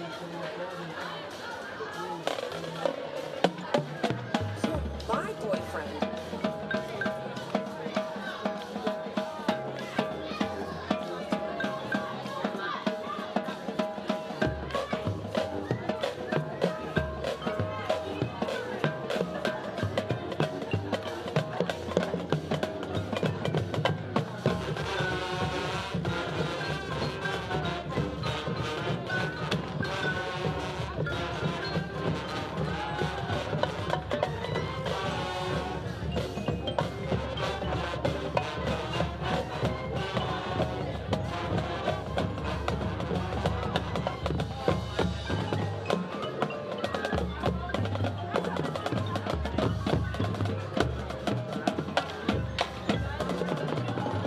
Yeah, baby. These muscles are.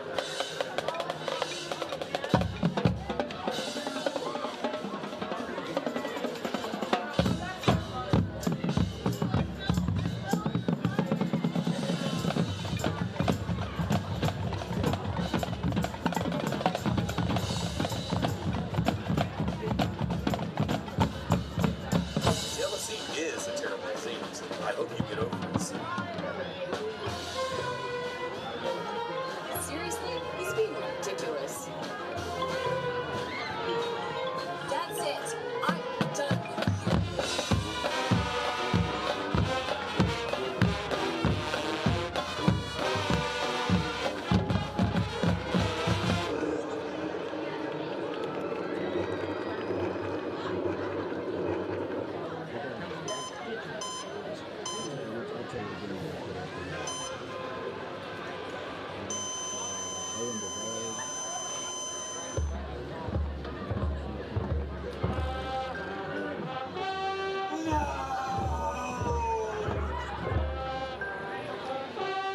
What have I done?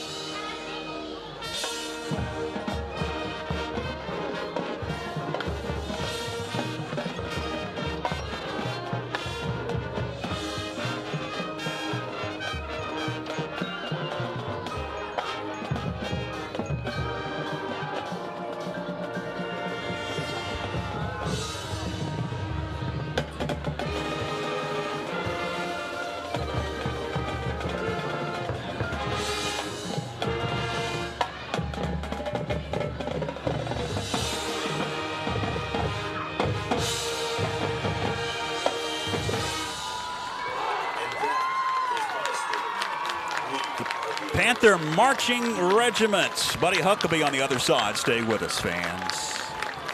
Planning a kitchen or bathroom remodel? The first call you need to make is to Anders Custom Woodworking.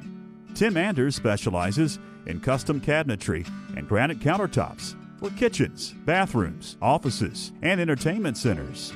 From the large kitchens to the smallest bathrooms, Anders Custom Woodworking will make sure your specific needs are met. Give Tim Anders a call at 828-342-4222 for a free estimate today. Hey everybody, and welcome into Inside Panther Sports. I'm George Young, joined today by the band director, Buddy Huckabee, in our studios today. Buddy, it's always good to talk to you. It's great to be here. Thanks for having me back. Buddy, folks think that you're actually from Franklin. You were born and raised here because you've been here so long. Give us kind of a background. You've been the band director for close to 20 years. Going on 20. It's been 19. It'll be 20 next semester. I'm actually from Kings Mountain, North Carolina, just south of Charlotte, and that's where I went to high school. And then went to college up at Western, and was there in their great, wonderful marching band. Did 5 years there, and as I was there getting ready for a master's degree, this opened up, and I said, why not? Let's try Franklin, and fell in love with it for, I guess, the first maybe 2 weeks. It only took to love this place, and I felt so much at home here. So here I am, almost 20 years later. And you have taken the band to heights that it hasn't seen before. You continue to do innovative stuff. You continue to have just magnificent shows and win awards each and every year. Tell us about this year's show and what all has been involved with it, and what you guys are going to be doing. Okay, so I knew we had the Sugar Bowl this year, which, we've had bowl games in the past, but I wanted something special. The Sugar Bowl is actually the hardest bowl game to get accepted to as a high school student. Even if you go to the national championship game and Macy's and things like that, those things you really don't get to just do, but just that parade. You go to the national championship game, you don't get tickets to the game. So I wanted something, like I said, that the students can actually go to the game and enjoy. So what I did is, for the Sugar Bowl, I wanted something that's going to stand out. So the biggest thing we have going right now, of course, in TV is Marvel, Avengers, DC. It's exploded the last couple of years. So I said, I want to do something like that and put together our own Marvel show. Of course, with copyright, I can't use a lot of stuff. So we actually had our music specially written for our show. We have it's a Captain Coda, and if you're familiar with music terms, Captain Coda is at the end of music, and Super Signa is where you go back to. So the whole story, to make in a nutshell, it's a love story from the beginning where a gentleman, a regular guy, figures out that he has superpowers. One day when he witnessed a robbery, and when he went to hit the guy that was robbing a lady, like the entire world shook. So there's this big sonic boom. It's really cool. And his girlfriend that's with him, pretty much was like, wow, I have a superhero as a boyfriend. So fast forward a little bit, he decides, hey, I've got superpowers. I'm just going to strut my stuff. So there's this whole big, everybody's heard from the first ball game, we play this huge jazz thing. The kids are loving the jazz. So there's this whole big jazz thing where he's strutting his stuff. You'll notice on the field, and he's saying things like, yeah, my muscles are real. And he's getting all the ladies. Well, his girlfriend's getting mad because he's swooning all the ladies. She finally has had enough and goes up to one of the other girls to slap her. When she goes to slap the other girl, he gets in between them and stops them. And as soon as he does this, he uses his power on his girlfriend and hurts her really bad and kills her, so to speak. Well, the next song is about him remembering her and what did he do, and he realizes he did a big mistake. She actually comes back as a villain and tries to avenge him killing her. And again, this is like in-depth stuff, and it works with the music. And then as she comes back to avenge her own death against him, they start battling, and she actually starts taking over the band and points over here, and the horns do all kinds of weird stuff, and he realizes he has no more power. So in order to set her free, he gives her the rest of his powers, and he realizes he loves her. So the end of the story, she gets the power, he goes off, and she goes into a comic book. We have a comic book on the 35 as soon as we get our props. We'll have a comic book there. There's a whole big scenery of New York in the back. It's really cool. So in the beginning, he comes out of the comic book before the robbery. At the end, she goes into the comic book. It closes, and that's the story of the show's called The Immortal. And it's really cool. It's really in depth. The music is really cool. A lot of jazz, a lot of just huge progressions, a lot of dancing, celebration, and then mourning, and then back to when she's victorious. It has really cool fanfares and stuff. It's just really cool. A neat show for a Sugar Bowl, definitely. Fundraising for the big Sugar Bowl trip. What's happening and how can folks? We have raised probably 80%, of course, in the past year. The biggest fundraiser is, of course, the fruit sale. The kids make money off the fruit sale. It's been the thing here for, I guess, going on 40 years. Ms. Welch did the fruit sale and all the way through that. So the fruit sale is that's our last ditch effort to raise our final 20%. It starts up at the end of September and should run to about Halloween. And we're just asking and begging everybody, buy a box of fruit, help these kids. I have about 7 to 10 kids that we're still trying to get caught up in the payments. They have payment plans set up through Sugar Bowl, through bowl games, and about 7 to 10 kids are a payment or so behind. And we're just fundraising to try to catch those kids up. So anything, usually the online orders go to the seniors. We'll order the music for their senior dedication show in spring, and it buys all the music for the spring. But what we're doing this year is anything we've raised online, any kind of money and orders we get online is going straight to the bowl games, so we can get every student that wants to go to the bowl game, which I'm hoping is 100%. Absolutely, and we'll put the address at the bottom of the screen here for folks to log on to your website and to find out more information. Well, buddy, as always, we've done it for many years on the radio, doing it on TV. It's a pleasure to have you. Definitely. Thanks for having me. I hope to do it again. Stay with us, fans, as we've got more to come here at the half.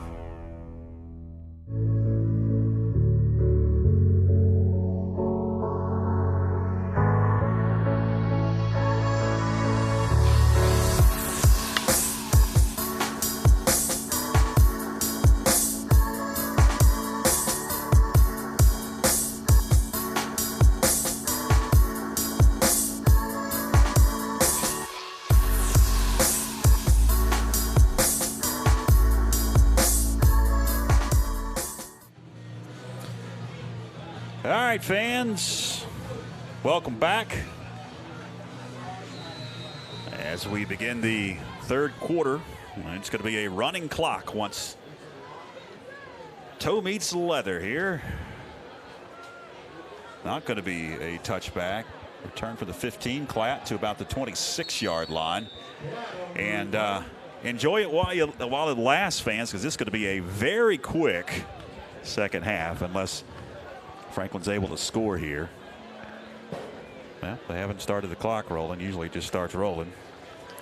42-point differential. It's the mercy rule in North Carolina. We'll run through some scores of interest around the area coming up after this first play from scrimmage for the Panthers, as McGuire remains under center. He's going to hand. Evan Klatt to about the 27-yard line. And we've got a couple of scores to mention of interest, and a lot of these games are at the half, as Brevard is only on top of 0-3-0. Smokey is blowing out Madison, and a good one going on in Andrews, 7-6 Andrews, and an 8-0 score Mount Heritage over Hendersonville. That's a big one going on over in Henderson County.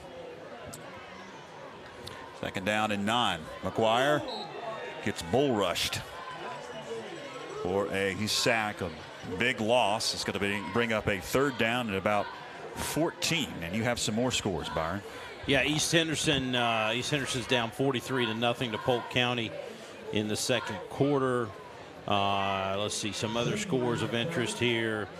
Let's see, where were we at, George? I was making sure that Christopher McGuire was still alive down there. Irwin up 21-16 over Asheville at the half. Third and long, McGuire going deep, near side, and it is intercepted. Intercepted by Garrison Phillips. It looks like he may be shaken up on the play. It was picked off the 45 of the Mitchell Mountaineers. He's right next to me. He just knocked the wind out and made a pretty nice interception there. Obviously, you saw that landed flat on his back. You could hear the wind come out of Officials his lungs. timeout for an injured player. All kidding aside. Hopefully that is all that has happened to Phillips. You don't want anybody to get injured in a game like this, or the decision has pretty much been made on the scoreboard. You just have to hope for a clean game. He's going to get up and go to the sideline on his own power.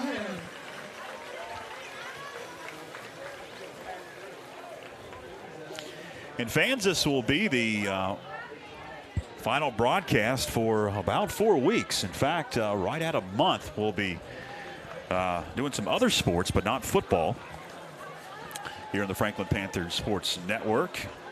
Next football broadcast will be on October 18th. That'll be homecoming. The Panthers' second and final home game in the 2019 campaign. Noah Pittman remains at quarterback. He's going to hand right up the middle. Met and drop. Tanner Duncan, couple yards on first down. Will bring up 2nd and 8.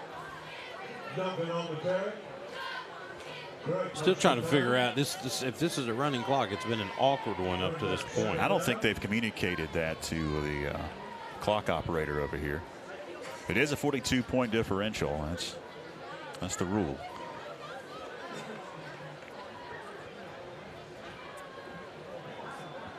A little more than I thought. 2nd and 6. Coming up, 4-yard gain for Duncan. Sitting, grabs a snap. Hands off to Sparks. Sparks turns the corner. 40-35. He's knocked out before he reaches the 35. It'll be enough for a Mitchell Mountaineer first down. And then the clock will continue to run. So somehow that message did get up here. Yeah. Nice little stiff arm there by Sparks as he got around the corner. Just put the hand out right there in the face of the Franklin defender and continued on around the corner. 1st and 10 at the 36 for the Mountaineers.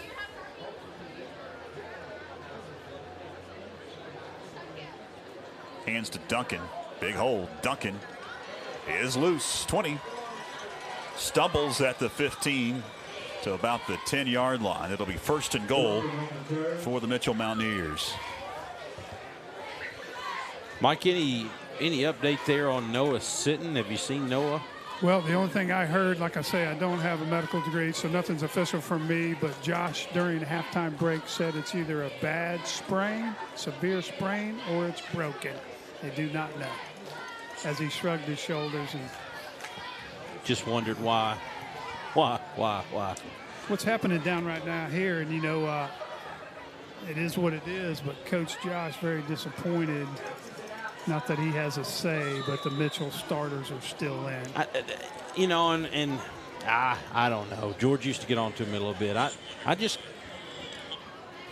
can't believe, with the ceiling as high as it can be for Mitchell, that these kids are still in here playing right now. Yeah, I mean, that is the coach's choice, obviously, but they beat us. They beat us from the first snap, and it's 42-0, running clock. Let some kids play. Is that what Jay was upset about heading into the locker room? I could not catch that. No, Jay was upset with the white hat he was upset with the white hat. Traditionally, we've been doing high school football a lot of years. Their starters will stay in the first half no matter what the score is, pretty much. Second half, if you got a blowout, running clock, put your other guys in. Touchdown for Duncan.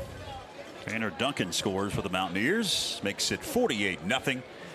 And the point after will be attempted here right directly. Well, Byron, you know how hard it is for us to schedule 6 non-conference games every year anyway. Yeah. We don't want to have something crazy happen here and lose Mitchell. Because I'm telling you what, in a couple years, these young Panthers coming up, buddy, we'll be back on top. 5 on the play clock. Down to 2, down to 1. Just get it off. And the kick is up. And it's good. It's now 49-0 as we head to break.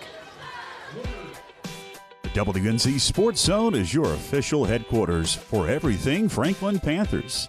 From pullovers to shirts and hats, you'll find it all at Sports Zone. From college to the pros, they've got a large selection of hoodies and sweatshirts at Sports Zone. And they can handle all of your screen printing, engraving, and embroidery. The WNZ Sports Zone, located in the Franklin Plaza Shopping Center. Open 9 to 8, Monday through Saturday.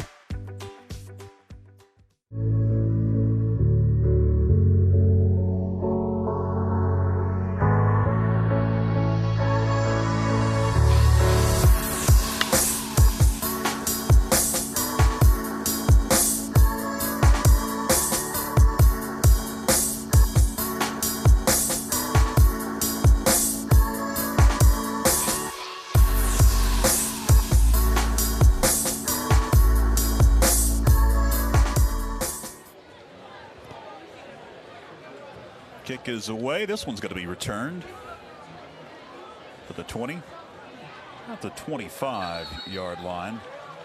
That was Ryan Craig. Panthers take over, 1st and 10, and as you can see on screen, that clock ticked about a minute and a half while we were at a break, and it continues to roll. So this second half is going to be over probably by 9:10, 9:15. This one will be in the books. No whistles. Have a timeout. Timeout.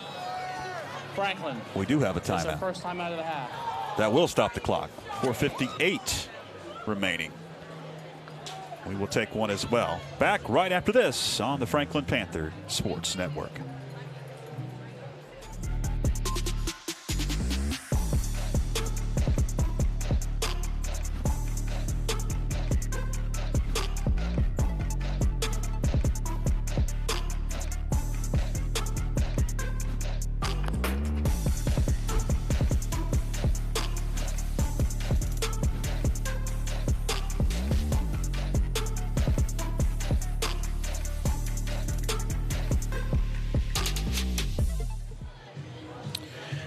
Do have a new quarterback in for the Panthers. That may have been the reason why a timeout was called. Davis Anders, the freshman, will be the signal caller on this offensive set. Is that Tim's boy, Byron? That is Tim's boy. Ah, that's great. Somewhere right now, if you look, Billy Van Hook will be walking down Walya Street trying to get as far away as he can. The pitch went to Daniel Inslee, another freshman. I rode over to the Asheville game this year, opening game with Coach Goldsmith, and it was great to hear with his coaching experience what he was saying about this young kid, Anders. He says he's got a lot of talent, a lot of ability, good movement, can throw the ball, and a smart kid. Proud for Tim and Amy here. And he's tough. He likes this sport. Got that from his mama. Hand to Craig. Nothing doing. Going to bring up 3rd and long for the Panthers. Anderson is the quarterback for the Panthers. We appreciate everybody tuning in. We still have a bunch of folks hanging with us, especially on YouTube. About triple on YouTube. I know folks watching as the pitch goes to Daniel Inslee once again, a freshman. Gets another toe to the rock, and it's going to bring up 4th down. This will be the final football broadcast for about a month, and we've learned a lot, and we want to thank our great crew, our cameramen, Joshua Chastain, Philip Angel, along with Ryan Gillig and Clinton Taylor, running the cameras. They've been out in the elements, which hasn't been too bad here in September. No rain, which is good. Nice kick, an angle at far side. And McKinney on a run will fair catch it at about the 43. Well, Josh played here a few years back. Really good lineman. Yes, he did. Yeah, former Panther. He is part of the backlot crew that has been bringing you these games on YouTube Live and Facebook Live. So Mitchell will come back out offensively. We'll see if they have some 2nd and 3rd string guys. It looks like they will. We've got a new quarterback in. So they played on the first offensive set. And now we've got, looks like Phillips in at quarterback. And the hand We'll go to Carter Hoyle, and Hoyle gets up to about the 50. Gains right at 7 yards on first down. Well, we should put our freshmen and sophomore. Oh, that's right. They've been in the whole game. Trey Penland checking in there at cornerback, though. Number 9, 6'4" sophomore. Wyatt Yates checking in across the field over the other side. Wyatt is not 6'4". Phillips grabs a shotgun snap. Hands right up the middle. He'll scoot to about the 38-yard line. Goes Harrison Horney. And that'll be enough for another Mitchell first down.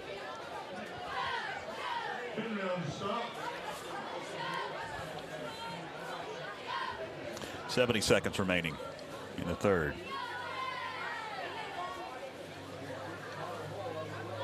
Hoyle with it, fighting forward, bouncing off tacklers to about the 26. Should be enough for another Mitchell first down. Maybe not. I'm going to mark him back a little bit. A yard shy. It's going to bring up second and a yard.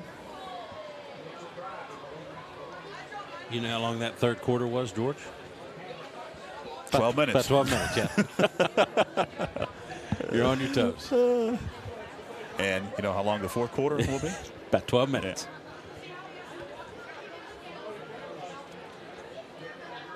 Yeah. And goes to Cameron Green. Green going to pick up the first down, I do believe. That may be the final play of this third quarter. It looks like it will be, and that'll be enough for a first down, and that's going to do it. 3 quarters in the books. 49-0 Mitchell.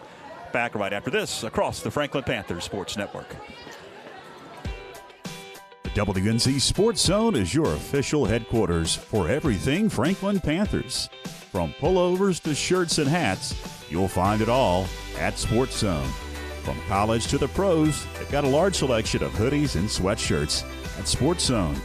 And they can handle all of your screen printing, engraving, and embroidery. The WNC Sports Zone, located in the Franklin Plaza Shopping Center. Open 9 to 8, Monday through Saturday.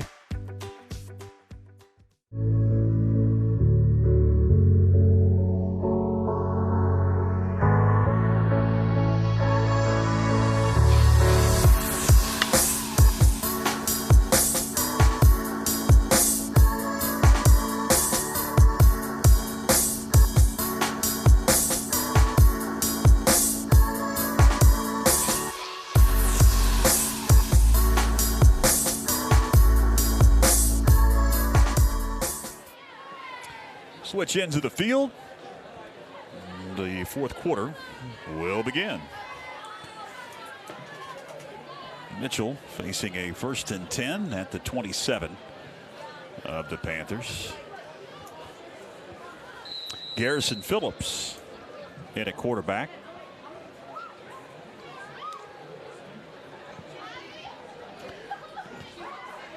Hands off, pushing it near side. Flag is down.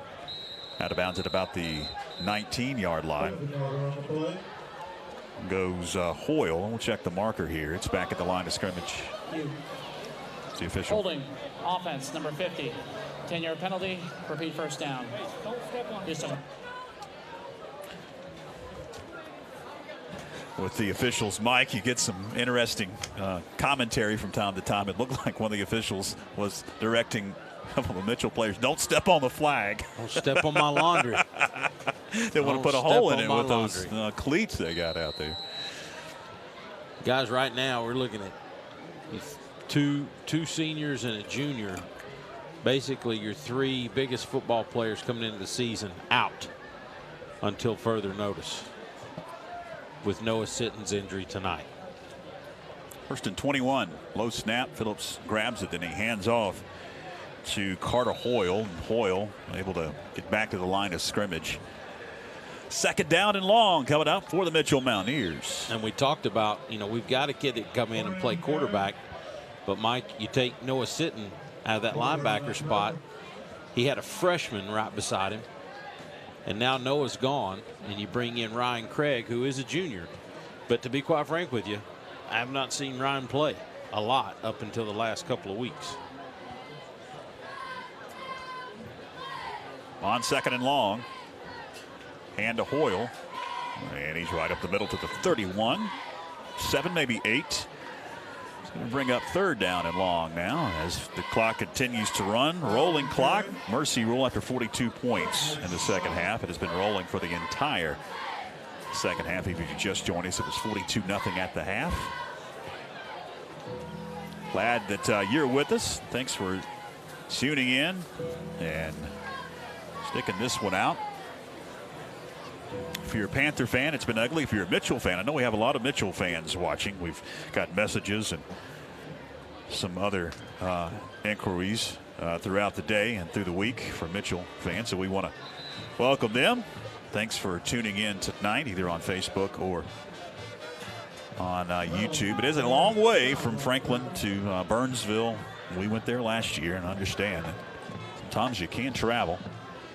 We appreciate you tuning in tonight. It's going to bring up a 4th down after that run, 4th and 10 at the Panther 27. And again, our JV team goes up there last night, gets a big win, missing a couple of their players who had to be dragged up to this team, Braden Watts being one of those.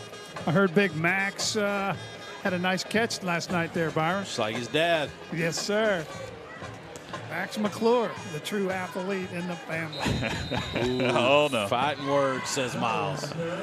I'll have to tell Miles about that. They don't get it on 4th down. I did talk to Coach Doug Clemens, the head basketball coach here, and he did put a good word in for you weren't around, but he put a nice word in. Said Miles was working really hard in the weight room, in the gym. Should be a great sophomore year for the kid. Turnover on downs. Franklin will take over at their own 26 as the clock continues to roll. We're down to 8:20 left in this one. Well, that BFS will turn boys into men. Yeah, they do a good job here in Panthers strength room. But, you know, like Coach Clemens was saying, whether it's your kid, Byron, Miles McClure, somebody's kid, it's nice to see the kid to step in there and have some dedication and some effort to want to get better and stronger. Daniel Inslee hard running on 1st down. He gains about 8. Going to bring up 2nd and 2. I enjoy watching Daniel Inslee play, and we'll get a chance to watch him in the next couple of years, guys. Daniel always runs like somebody just set the living room on fire, and he's trying to get out of there. It's fun to watch. Anders under center. Pitches again to Daniel. And Inslee hit at the line of scrimmage. Still fighting. And won't go down. I think he picked up the 1st down. That's quite a lick he took, Mike Wood. Yeah, he stood him right up. He kept chomping those legs for an extra yard or two. That's the thing you got to love, man. 49-0. These kids having a good time playing ball. Ticking towards 7 minutes remaining. You got Ty Hanley in the game at fullback, another freshman. What is he, number 15? 15. Yep. Okay, I've heard a lot about this kid. Anders takes out. He hands to Inslee. Going to try to turn the corner. Inslee slung down on the line of scrimmage.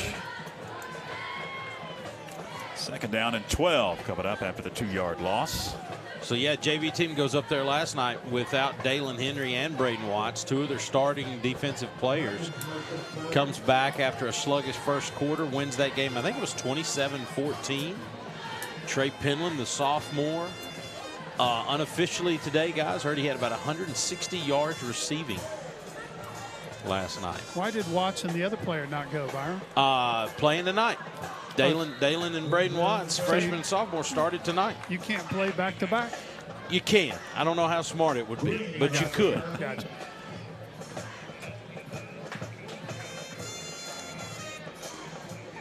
Actually, Davis Anders, who's in at quarterback right now, stepped in and filled the role at linebacker with Braden Watts gone. 3rd down and 5. Pass goes far side, complete. About a yard shy of the 1st down is Jacob Burt. 4th down and about a yard. Right at the 45. 5.5 left in this one. First pass and completion for Davis Anders' young career.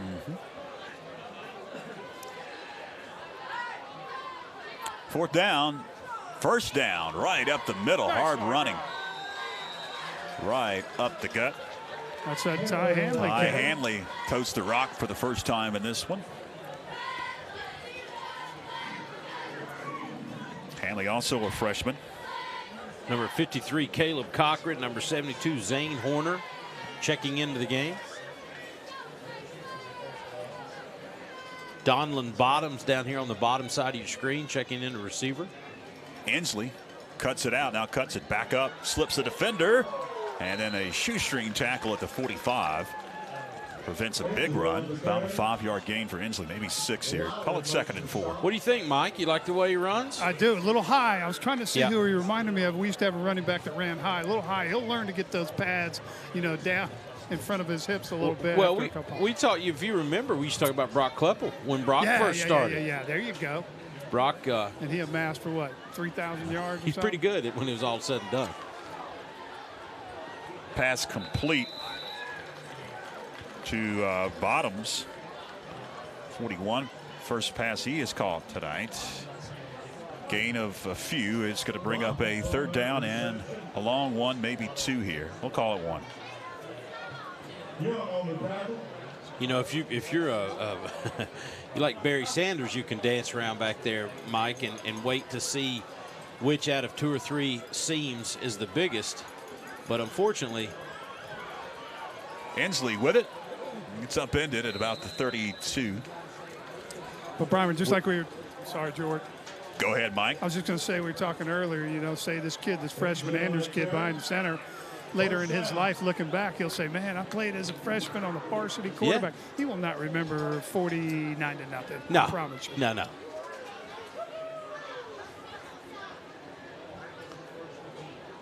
It's like your old dead story. Anders will settle one over the head of Bottoms, who wasn't looking for the pass.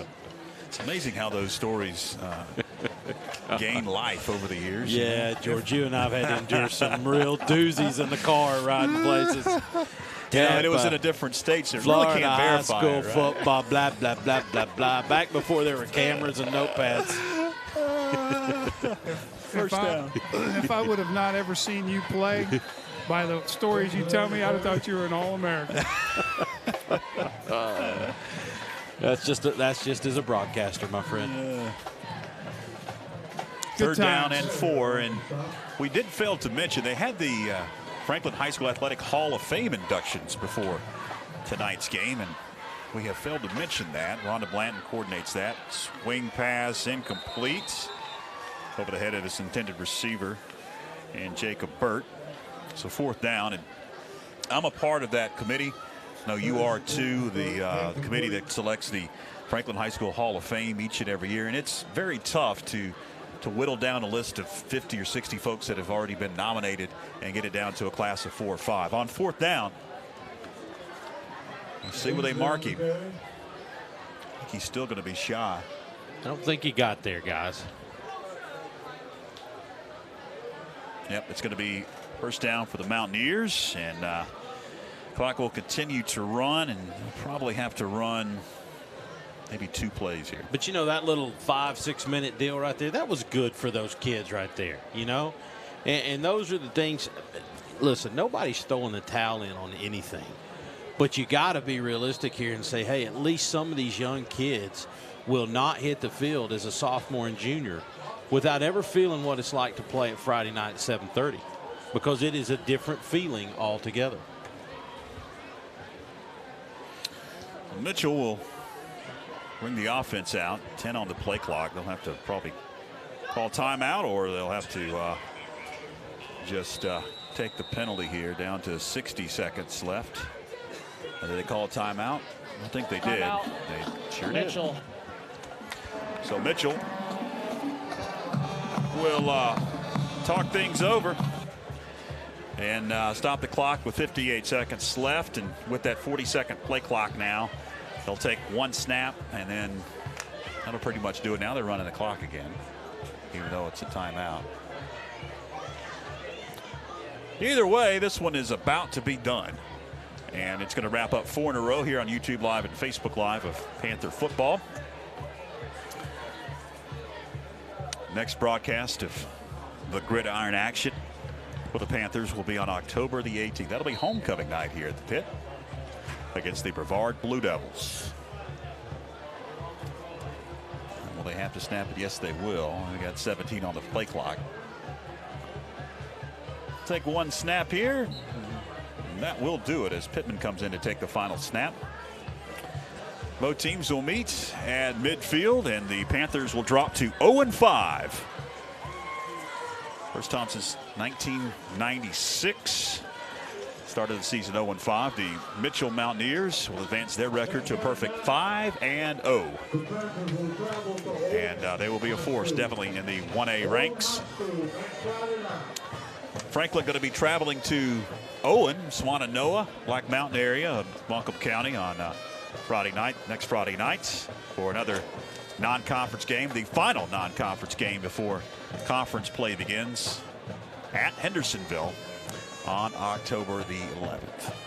Another lick on the chin tonight, George, for our young Panthers, and again, another significant piece.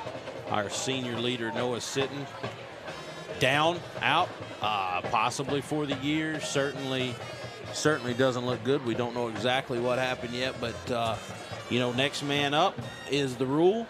Doesn't matter if you're 14 or 17. You got to step up and play. Thing about it is I dropped by practice this week with this football team, and you know what? They were practicing just as hard as they were leading up to week 1, and that's a sign of good coaching staff and kids that care. And that's really, if you're a fan of the program, that's why you're a fan of the program. Absolutely, and we just saw Noah sitting in line there on crutches. So that is another significant injury that you can add to the list of many the Panthers have had here in 2019. That's pretty much going to wrap up our broadcast tonight here on YouTube Live and Facebook Live. Want to thank our fond sponsors, the WNC Sports Zone, Anders Cabinetry, along with Sports Factory. I want to thank them for backing the Panthers here on YouTube and on Facebook. To our great crew in Joshua Chastain, Philip Angel, Clinton Taylor, and Ryan Gillig here working throughout the afternoon. This morning we were here setting up. A lot goes into these broadcasts, and we hope that you enjoyed it here on YouTube and Facebook. And to our executive producer, Ben Walker, and our fine announcing crew and Byron McClure and Mike Wood. For all involved, I'm George Young. So long, everybody.